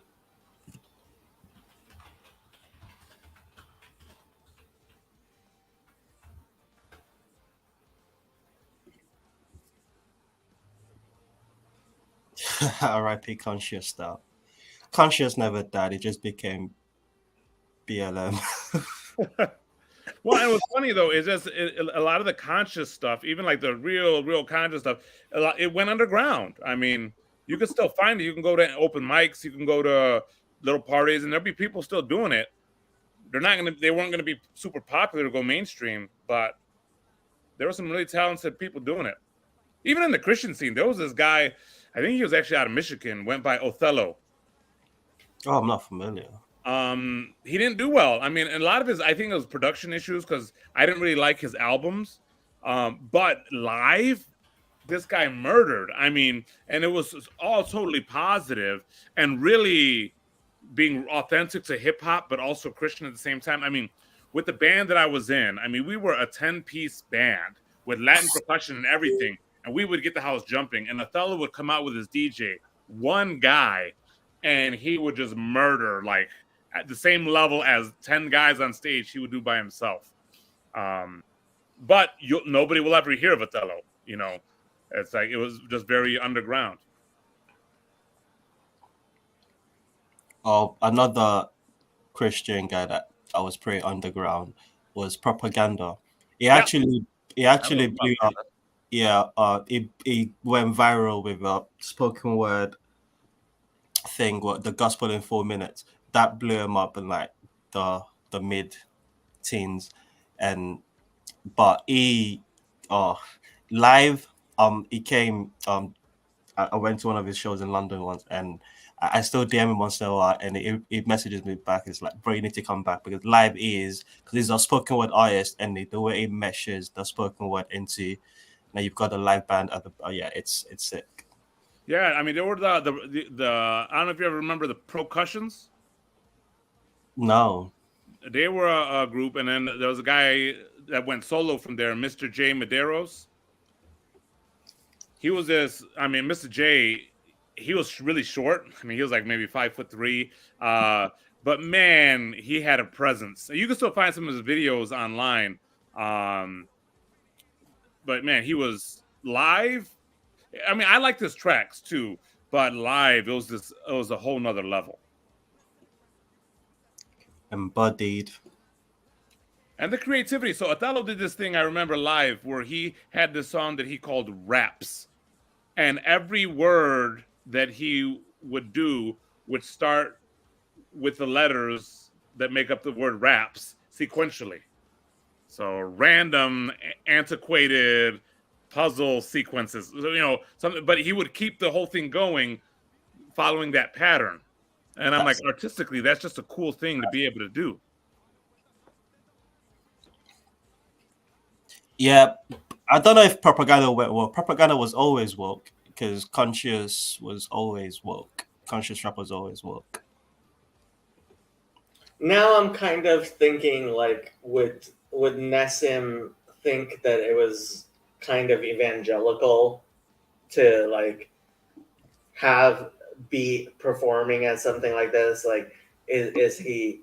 Because I mean, I guess you could charge, but if you're having a free concert in Jerusalem with Nissim Black, you're mostly going to get a lot of Jews coming. Yeah. And I wonder if it was something like, people have talked about the whole Jordan Peterson phenomenon, if you were to be invited.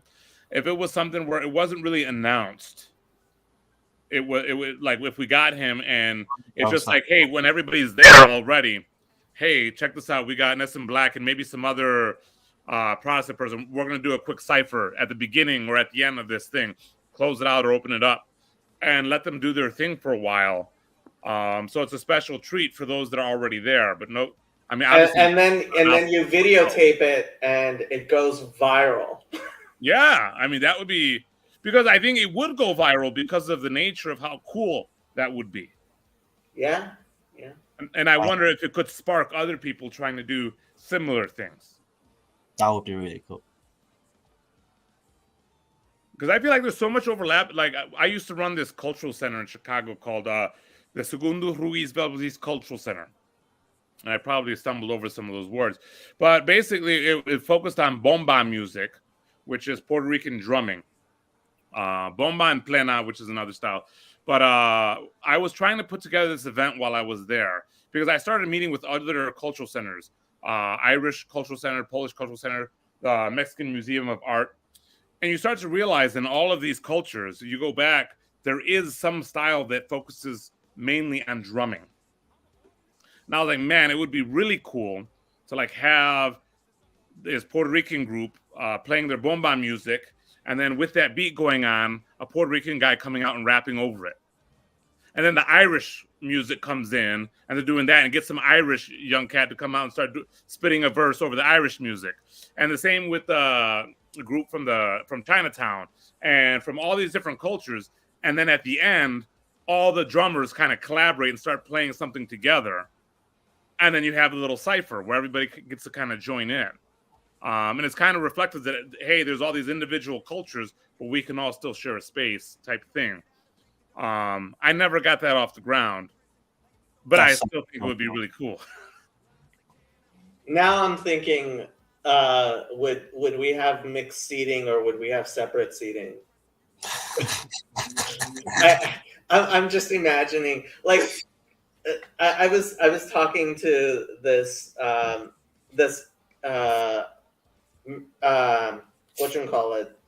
He's kind of a bigwig in the Mormon church, and he had gone to an Orthodox synagogue, and like he saw one section was packed, and this other section there was a bunch of empty seats. So he goes, sits in the place with the empty seats, and everybody's like, this is the women's section. Because he didn't realize like men and women sit separately in synagogue.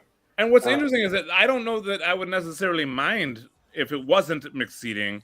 And this was the thing. A part of the reason I wanted to do this is because we all existed in Chicago, and Chicago's, especially at that time, was a very segregated city. But so you have Greektown, Koreatown, and all these other things. And when we go places, typically we self-segregate. My high school was a very diverse high school, but you go in the cafeteria and there's a Filipino table, a Mexican table, Polish table, Puerto Rican table. But what I would tell people that when I was in high school, I sat at every single one of those tables, and they all let me sit there. Like they didn't. Why are you here? Or whatever, blah, blah. So I don't mind necessarily the self-segregation, but then in the performance to show that, hey, we do kind of tend to self-segregate, but we can still, in this art form or whatever, express ourselves together in the same space. Okay, but by mixed seating, I mean men and women sitting next to each other. And yeah, that's like in Jerusalem in the ultra-Orthodox community. Yeah. No, it's I didn't mean Christians and Jews. I meant men and women. Men and women, yeah. Yeah. Which is, I'm not sure I wouldn't mind that either. My wife might not mind it either.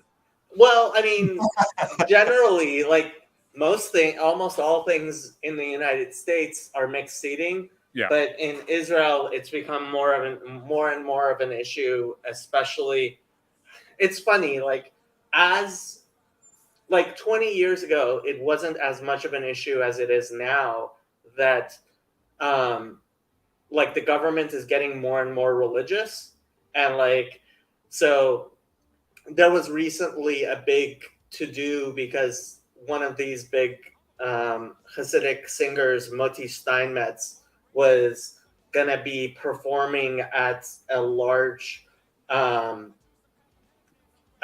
place in Tel Aviv, and he will not perform unless it's separate seating. And it went like all the way to the Israeli Supreme Court, and the Israeli Supreme Court was like, yeah, you have to allow mixed seating, or you can't have it in a public building. And so he called off the concert. Like it was a big thing because like the secular religious divide in Israel has always been bad, and I don't know if it's worse now, but it's still pretty bad. Are people having trouble with the chat? Somebody was indicating the chat is not working well on YouTube. I'm trying to see if that is the case.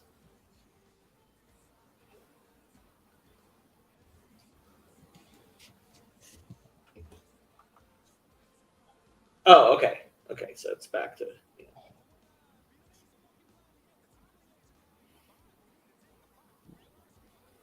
This is an interesting thing. Woke wasn't always formerly CRT.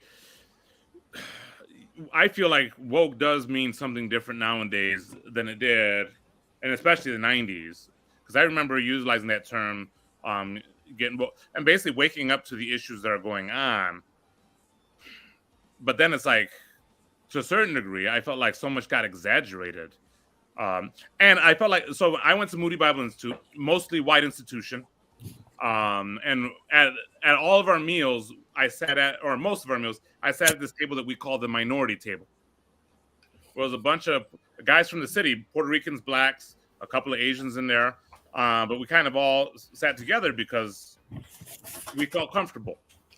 And then by my junior year, there was a second minority table. And these were a bunch of Latinos and blacks and a couple of Asians that came from the suburbs.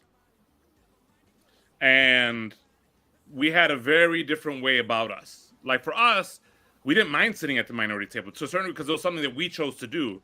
And so people would say, well, why do you sit there? And I'm like, well, because we like to. Why don't you come sit with us? And I would be like, well, why don't you come sit with us? And some people would join, and we were very cool with that. But a lot of the suburban guys sat there, and they resented the fact that they sat at the minority table. And it was just like, what? And we would be like, you chose to sit there. And I remember I gotten into it with this one guy who, man, he would walk so thuggish all around campus. He looked like John B. I don't know if you guys ever remember the R&B guy, John B. But we used to always call him John B because that's what he looked like. And I remember he kind of came at me hard with something. And I was like, bro, you don't live the kind of life that you're trying to front with. And he was like, man, I was in prison. And I was like, yeah, but you grew up in Elgin. Like, and this back when Elgin was like super rich. And like you went to prison because you were stupid, not because of any kind of hard life. Your parents moved there to try to get you out of the stuff that you went back to. But it was really trying to overact this hard life that they had when it was like nothing compared to some of the stuff that a lot of us that were in the city had dealt with, but we weren't trying to be recognized for that. And so I feel like that happened a lot in the 2000s and the teens, as there were a lot of maybe suburban minorities that were trying to co-opt our stories.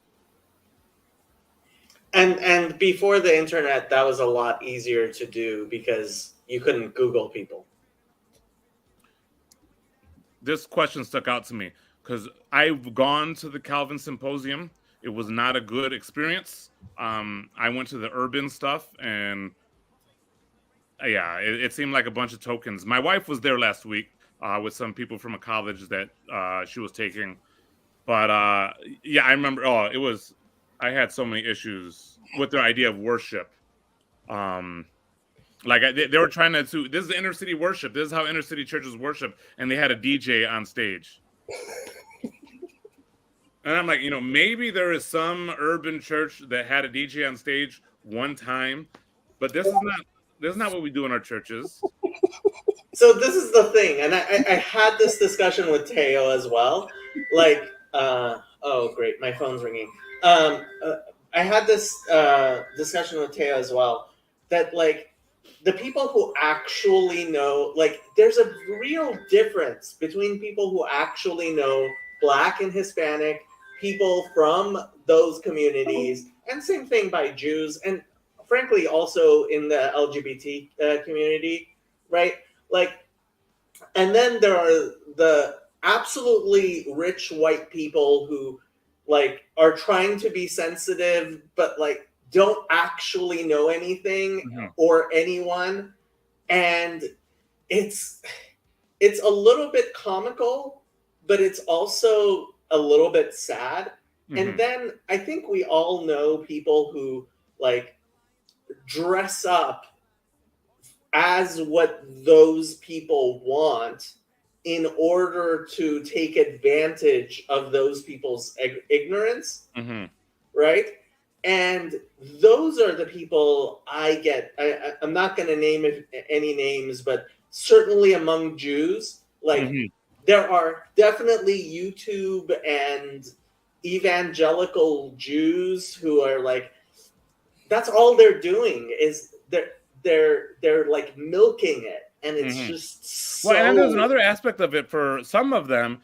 There's this confusion. So it's like, I had this with some family members and cousins and whatnot, where it's like, we're family, we're all Puerto Rican, and there's a way that Puerto Rican culture manifests itself in poor urban environments, because sometimes there's gang issues that have come in, especially in the 70s. Some of the gangs were acted a bit like neighborhood watches. So then there's this idea, well, you get educated, you make a certain amount of money, and you go out to the suburbs. We say that white people do this, but also Puerto Ricans do this as well. And because the parents want to have a better life for their kids, where you're away from the gangs, the drugs, the crime. But then there's this idea that happens as well. No, that's that urban culture. That's Puerto Rican culture. And for me to embrace Puerto Rican culture, because that's what I am, I need to embrace that. Otherwise, it's not authentic. Because to be Puerto Rican means to be poor Puerto Rican. And for them, they feel like because I'm growing up around a lot of whites, that I'm losing my Puerto Rican identity.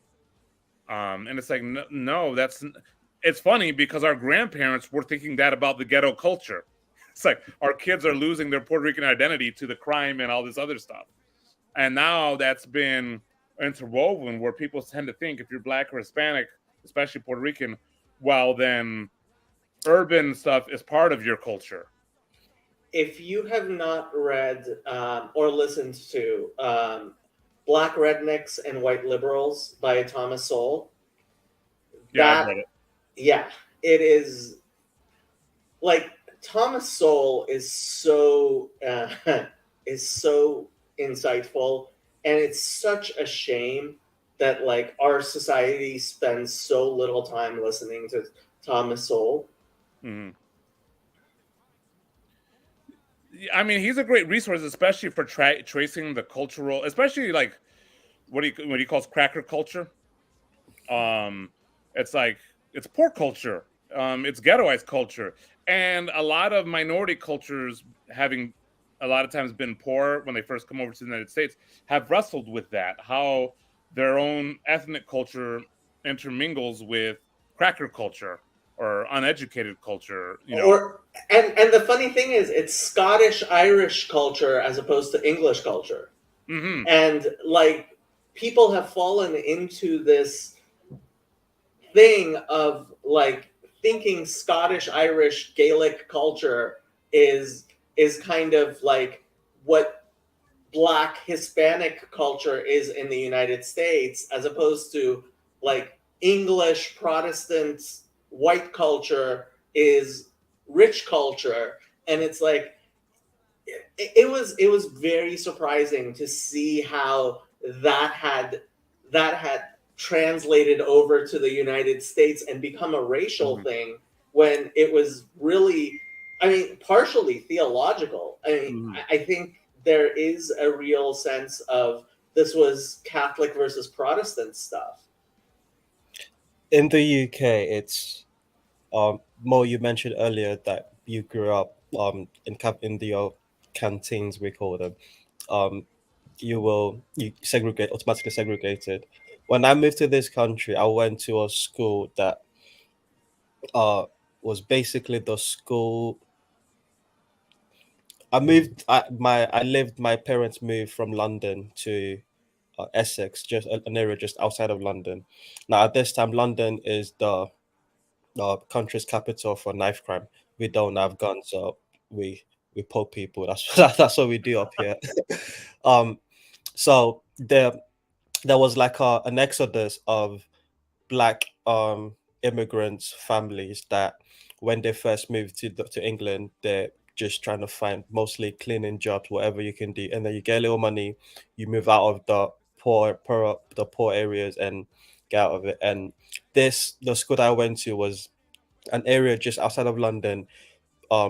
Most of our parents still worked in London and were traveling, but you had a bunch of kids that their parents' idea was to take them out of the bad areas into smaller areas. And like you said, what happened was automatically London culture became like the violence, the crime, all of it became Black identity. And automatically we were not only seen as that by the whites that felt like, and these weren't even rich white, these were poor white, like what we call them chavs here.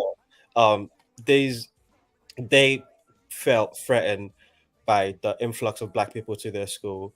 Us Black people, we felt superior because we came from a more violent, a more like we felt, we were running the school. And I remember we would have like racial fights like more throughout the week. So we'd just go to a park and it's just Black v whites, everyone just have a scrabble. But so there's that, clearly that identifying with the violence and the crime and the hip-hop culture. That's like hip-hop culture is synonymous with the gangster rap of the 90s, that's never left. That's just been the tag on it. And we've, even in the UK, we've absorbed that. We've got our own grime culture and all of that.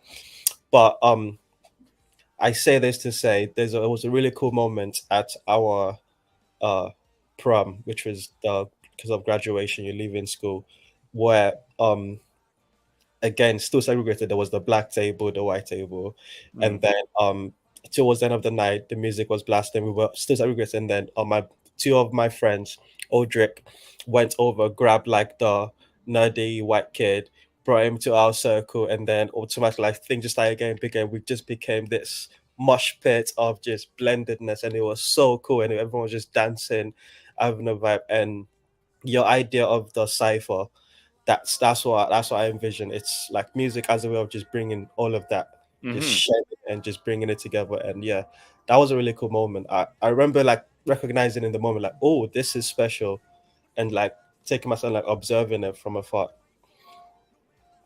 But Yeah, that's the cool thing about hip hop as an art form, because it's all about cutting and pasting music together and experimenting with that. And so why can't you take a Latino beat and put it with an Irish flute and throw some violin in there and then have a real hard beat with it, and then all of a sudden there's something in it for everybody.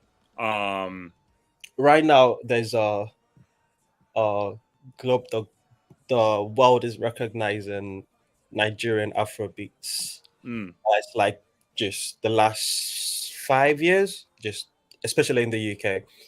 But a lot to do with that is because we're mostly the black demographic here is either Jamaican who came here in the 70s through the Windrush thing, or sons of African immigrants. That's the black population, and like Afrobeats has sort of infiltrated the culture through us, and also the internet's got a lot to play with it. But it's really really cool watching when Afrobeat first came to the UK. It became a genre, that short-lived genre, but it was Afro swing, where a lot of these rappers started jumping on Afrobeats beats and melting it together. And hip hop does have that. It's very like you can pull in anything and it still works. Yeah, I mean that's where a lot of in Puerto Rico we have reggaeton, which is kind of like our version of something like that. Do you have a middle name? I do. My full name is Temitayo. My middle name is Anoluwapo. Oh, okay. Nigerian name. Anoluwapo means the mercy of God is plentiful. Okay. But I don't know if that's my middle name, because in Nigeria that was my first name, and then at school I went by Tayo, and when I moved to the UK I just went by Tayo. Yeah, I when I was a teacher, I had a lot of Nigerian students that all went by the short aspects of their name. Ifeanyi was Ife. Ife. A lot of stuff like that. But what was interesting is all the ones that were Nigerians that were born here all had English middle names. Yeah, that was even in Nigeria, it was a common thing that you would have your traditional name, could be like a Yoruba, Igbo, whichever tribe you're from. Yeah. And then at school, most people went by their English name. Yeah. But I don't have an English name, so I went by the most English sounding name. all my students had like the lamest English names, so they all went by some version of their Nigerian name. It's like they would have like an English name like Lloyd, or like something that they didn't want to know. I've never heard a Nigerian called that. And then I had one student that his parents actually switched it up, where he had an American first name that was Gerald, and then he had a Nigerian middle name. But there was a Gerald, there was a Lloyd. Man, there were some of them that I was like, okay, I understand why you don't want. Oh my! I just want a scene where those people, the Geralds and the Lloyds, go to Nigeria, go to Lagos for this first time, and try to some Nigerian market lady to pronounce their name. What? Yeah. What's your Kilorukwe? And the Nigerians at the school that I worked at, they had a really interesting phenomenon, because like their freshman and sophomore years, I always felt like they were trying to be African American. Mm. That's kind of how they saw themselves. But by the time they got to like junior and senior year, several of them, not all of them, but several of them were trying to distance themselves from that. A lot of times by the prodding of their parents. Arab, what year was this? This would be like between 2015 and 2018. That's really, really interesting because the same thing was happening here, where when I first moved, when I first moved to the UK, there was there was no black identity. There was your heritage, like your Nigerian, your Ghanaian, and there were, the Nigerians and Ghanaians are like American and Canadian. It's always friendly banter. Like, who's got the best jollof rice? All of those things, and so that was the thing. And then around, but within Black UK circle, I remember in between 14, 16, the thing was the Africans were claiming Jamaican. I remember there was a trend where a lot of the African girls would claim that they're Jamaican, like, because and that was the thing. But then around 2015, 2016, it became black. It all just became, and again, I trace it back to post Trayvon, where there were two things I remember about the internet, like thinking, oh, this is really strange. There was the Arab Springs, where through I think it was Twitter, there was like outcry of, oh, there's injustice going on in Libya, and we have to go solve. And I remember like getting caught up in that. Like I was like, yeah, like let's go save Libya. And post like a few years later, that I was sober. Like, wait, that was strange. Like, why did I think I knew anything about Libya? Why was I so caught up in this? Yeah. And there was all of the Trayvon Martin and the BLM thing, where we all just got swept up in it, and like it became personal. Like, we all took it like this is our crime against Black identity. We have to defend Black, and that brought like a melting pot of you were no longer Jamaican, Ghanaian, Congolese. You were just Black, and that was that happened in my generation. I watched that change in my generation, but now I look back at my little brother's generation. They're doing the opposite, where they're like, no, I'm Nigerian, and it's really, really strange, that dynamic, the way things are, like Black identities and African identities it's changing. Yeah, I mean, it would be similar in Latino culture. Like, there's a lot of different Latino cultures, I mean, and then there's some similarities with those in like South America that can manifest differently in Central America. And then, Puerto Rico's in El Caribe, the Caribbean. And so there's some similarities with Puerto Rican culture and Cuban culture and Dominican culture, but they're different. And then you throw in Haitian culture, which has a bit more African influence. And they're also different. There are some things that unify us that are similar, Spanish being one of them, but people really try to lump them together.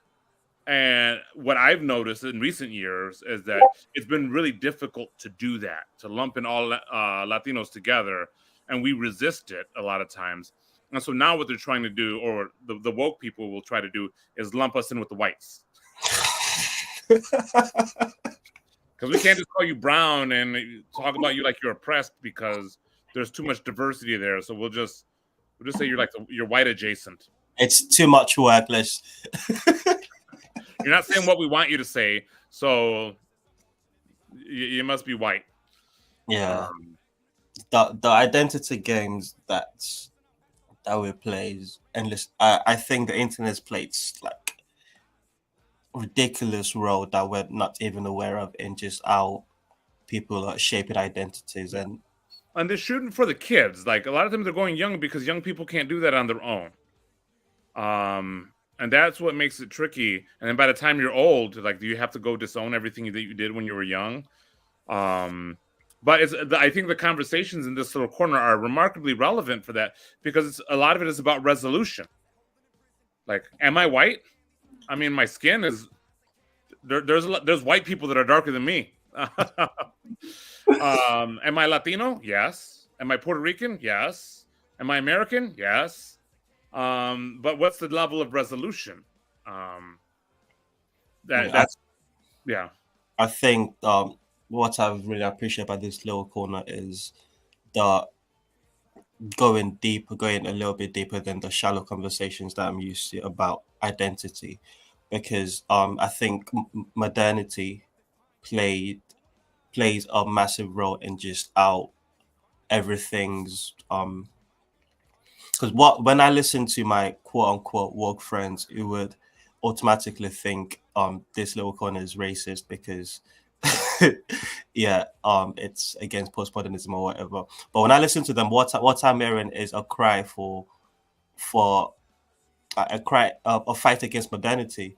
It's saying that the physical my physical skin doesn't just define me. There's more to just material. That's why I didn't say there's more to material things, but they don't have the language to say it, and when they say it comes out wayward. But when I listen to them truly, it's like, yeah, I see what you're fighting against, but it's deeper than that. And I think this little corner going deeper gives me better language to communicate that. This is an interesting, because I've seen this a lot in my denomination, CRC, which is obviously Dutch, and my wife is Dutch. But I find that like people that are closer to their Dutch heritage seem to appreciate our denomination and the Dutch more than like third or fourth generations, who are like, yeah, the Dutch is the worst. I'm so ashamed to be Dutch, or a lot of negativity from that segment than those who are closer to it. And so I wonder if that's something that'll come back around, because this happens in Latino culture, right? You have people come over here, I'm Puerto Rican, and then their kids. Well, you need to get ahead, so you need to embrace American culture to get ahead. And then you get a couple of generations down from that, and they're like, "Oh, my parents were so wrong about this, and I need to embrace my culture again." And then the cycle begins again. Yeah, I think it does. I think that's what I've seen with the Nigerians here as well, so things get so complicated in my brain so quickly. There's a phenomenon where there's a generation of the sons of African immigrants that mostly grew up here that didn't really live in wherever they're from, Nigeria, Ghana, wherever they're from. They've got a romanticized version of the home state, the motherland. Yeah. Oh, yeah. That's definitely true among Puerto Ricans. Well, Most of the Puerto Rican community I know here, weren't born in Puerto Rico, don't ever plan to go back outside of vacations. But La Isla Bonita, and I'm dedicated to the island, and it's my island, and why are white people buying property on my island? And it's just like, I'm not buying property on your island. Yeah. Exactly the same way where there's because I grew up there. Like I was 12 when I moved, but I was formed more or less, and I lived in Lagos and Ibadan, and then I lived in Abuja. Abuja is like the most developed part of Nigeria. That is the capital, and it's very western. But the other parts, Lagos, Ibadan, LA, these are the ghetto. We call them the trenches. So I know that everyone in those parts are just trying to find a way to get out, be it football, music, do whatever you can to get out of Nigeria. It's not they're very aware of just how bad things are there. But I listen to the Nigerians here who are in all of the African societies, Afro-Caribbean societies, talk about the motherland, and it's like, it's white people this, white people that, and It's like, no, like there's been like there are 3 presidents since I left Nigeria. All of them were somewhere in the administration while I was there. So it's more deeper than that. But yeah, there is that as well. Even with the new generation that wants that claiming their Nigerian identity, they're claiming a false version of Nigerian identity. Mm. And the ones that do want to go back are they don't understand that they're going back as the top 0.1% of Nigerians. Like you're not the life you're living when you go back, it's not the average Nigerians. Yeah. Like and yeah, there's a little bit of a cognitive dissonance there. Yeah, and that's the thing that always bothers me is, let's say you were to go back and give up everything and go and just live amongst them. Cool. I don't have any problem with that. But you're not. So stop acting like you will. The hypocrisy is what bothers me. And this is the thing, you know, Malcolm X pointed this out, you know, where he would say like he preferred the wolf to the fox. Like, you know, I would rather this racist Republican, whatever, I'd rather have a conversation with him because at least I know where he stands. What I don't want is the white liberal that's going to pretend to be my friend and never actually have my interest at heart. It's like, you know what? For somebody that says I hate your culture, whatever, and is going to tell me that to my face, we could probably be friends because at least I know what I'm working with and I can navigate that. What I can't stand is those people that are trying to have a commentary on my world and my culture, but are never going to be brave enough to go experience it themselves. And most people are not like going to. Yeah, and those people that'll tell me, I'm never like I've had people when I go to the little, we're not an official estuary, but the meetings, like I'll invite them to where my church is. When they're like, yeah, we're not going over there; it's not safe. That doesn't offend me. I'm like, I'm happy at least that they're being honest with me. What I don't want is the person saying, yeah, I'll come visit next week or next week, and they never do because secretly they don't want to admit that they're afraid to come where I am. Yeah.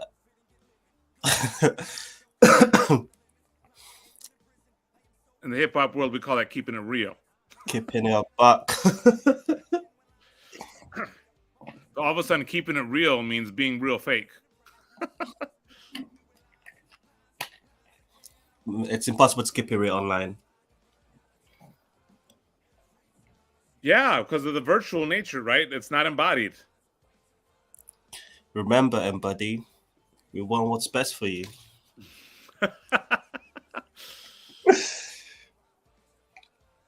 Yeah, I used to hear that a lot. I mean, and that a lot of like my peers deconstructed, although they wouldn't call it that, because they heard that so much growing up.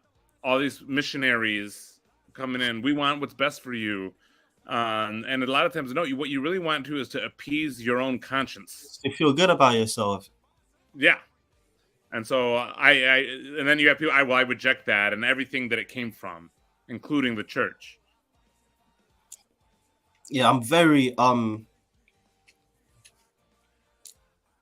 Mark and Manuel have kind of colonized me with this framing of differentiating between the meaning crisis people and the faith crisis people. And one thing that it's very clear to me is the immigrants. If you're less than 2 generations removed from your motherland, you're most likely going to have a faith crisis or meaning crisis because most of the immigrant family are Christians, Muslims, like they've got a faith built into them. And even if you're unaware, it's in your DNA. And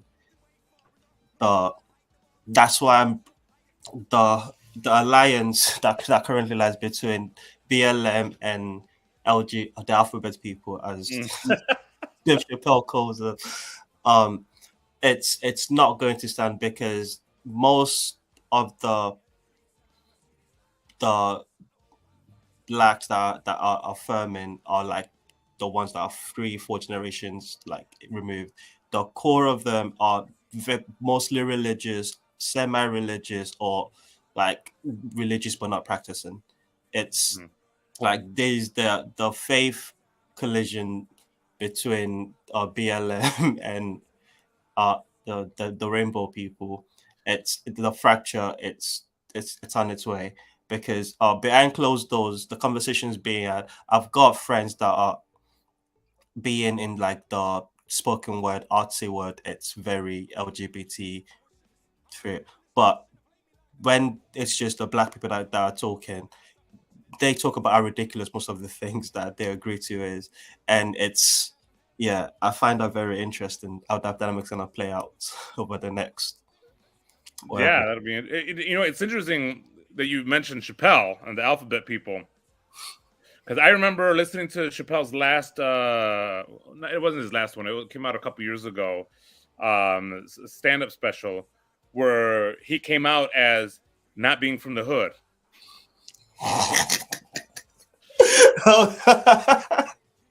Yeah, broke my heart a little bit. Because for a long time I thought of. He said he visited. But I was like, education and intelligence, like when you think of like ghettos or the hood, you don't think of people being able to be educated and intelligent. So like me being able to be well spoken and like I've read a bit, I can hold my own in academic settings. Well, then you must not be where you're from. And to me, Chappelle was a sign. No, look at how smart this guy is. This guy is so stinking smart. And then it's like, oh, he's not from there. He's not from the projects. No, like, but then it also sees that he struggles with these two worlds a bit. I think that's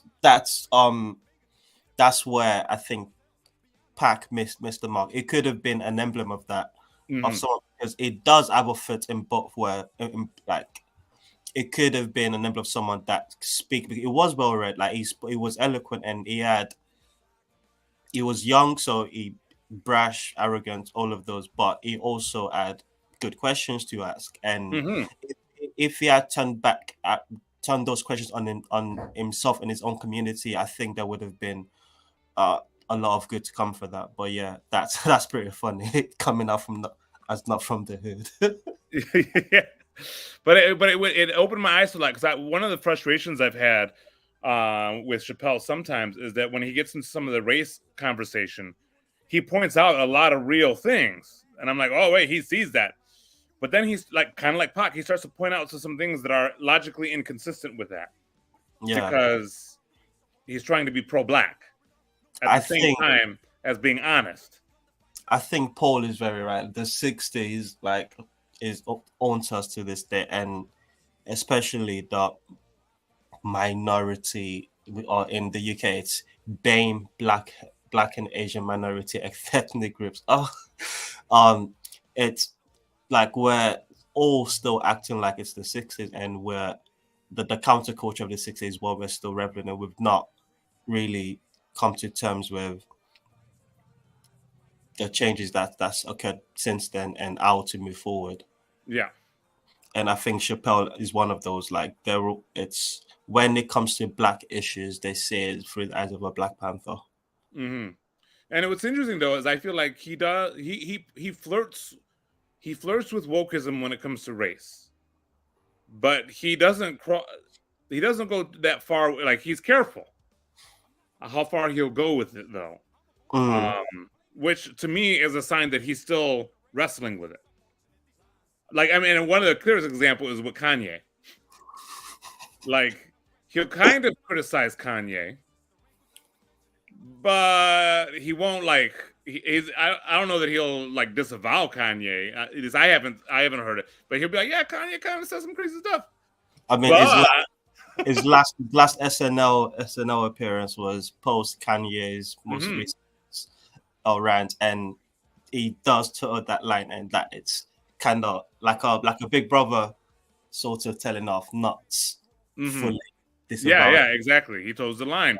He says, yeah, I wouldn't have done that. Yeah, pretty much. But he kind of doesn't really go that far against it. Speaking of Kanye, I watched the first half of the Super Bowl. Why? I don't know. It was on TV. I think it's a stupid game. I don't understand why you lot call that football. It's not football, it's rugby. But anyway. Yeah, the feet are rarely involved with the ball. Yeah, it was actually a pretty good match from like the first half, and it looked good. But I saw the next day on Twitter the Rihanna's Super Bowl after performance, and as a Kanye fan, I was like, this is um. I felt like she was doing a similar thing to what Chappelle was doing, where she wasn't saying Kanye still bro Kanye, but she was in pretty much everything. Like the song she did and just the stadium layout that was from Kanye's Life of Pablo tour, and Mhm. like jacket, the way she was dressed. I was like, oh, okay, so there are like I'm fascinated by how many times Kanye will get kicked out of the black community and then like brought back in. And I think Rihanna's performance yesterday was another sign that Kanye's coming back, so they're bringing him Mhm. back slowly. But yeah, Kanye is my favorite because of that. Just he's I know he's now seen as controversial now, but I think he's been very consistent in the way he's been. He's wild, and he's only gotten more wild the more money he got. But he told you that was going to happen from the start. Mhm. That's what I like about him. He's so brutally honest about himself, Mhm. especially musically. I Well, don't and know. that's what a lot. I mean, and that's the thing is that's part of why he won't go away because there there's this idea like people want to condemn what they believe is bad, except for in themselves, and they tend to exaggerate like, oh, this is a superstar, they would never do anything that bad, and it's just like, I mean, like when I point out that whole in the club thing, it's like I'm a pastor, and the fact that I'm a pastor that preaches against infidelity and sexual exploration and all that stuff, but I can't resist that beat. It's like that beat is like what Kanye is. It's like, and it's one of those things where there are aspects like the things that he talks about. I don't agree with them, but I know a lot of people that do. Um, and some of them like the stuff that the anti-Semitic stuff. There's a lot of people that believe that also don't care necessarily. They'll be like, "Yeah, I got my friend that's a Jewish," and they'll say all kinds of awful things about him. But man, he's such a cool guy, or like whatever. Like there's so many logical inconsistencies in our lives, Mhm. Yeah, and I feel like there are enough of those to keep Kanye's career alive forever. yeah, I think you're right, but I'm fascinated by just because how many it was the MAGA was meant to be what did it for him, and it started doing Sunday service, and people like, oh, I remember the clip that brought him back of just him as on Sunday service jamming. People like, oh, that's good music, and then acted like if it wasn't cancelled a year ago, and now it's cancelled again. So I'm fascinated to see how it's going to come back. But yeah, Kanye's Peugeot's right. Keep watching. Don't Keep follow, but watching the fool, yeah. You don't have to listen to the fool, but just keep watching that guy.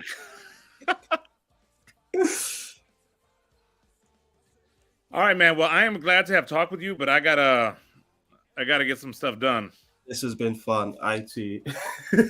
Oh, real quick before you go, is there any chance you'll ever be at one of the events? I am watching very carefully how they're planning for the Israel events coming along because that seems like an opportunity that is too good to miss. I mean, last year, Paul, I was one of the people that that was going to get a ticket to the Germany festival until I found out Paul would also be in London, and I was like, oh, I guess.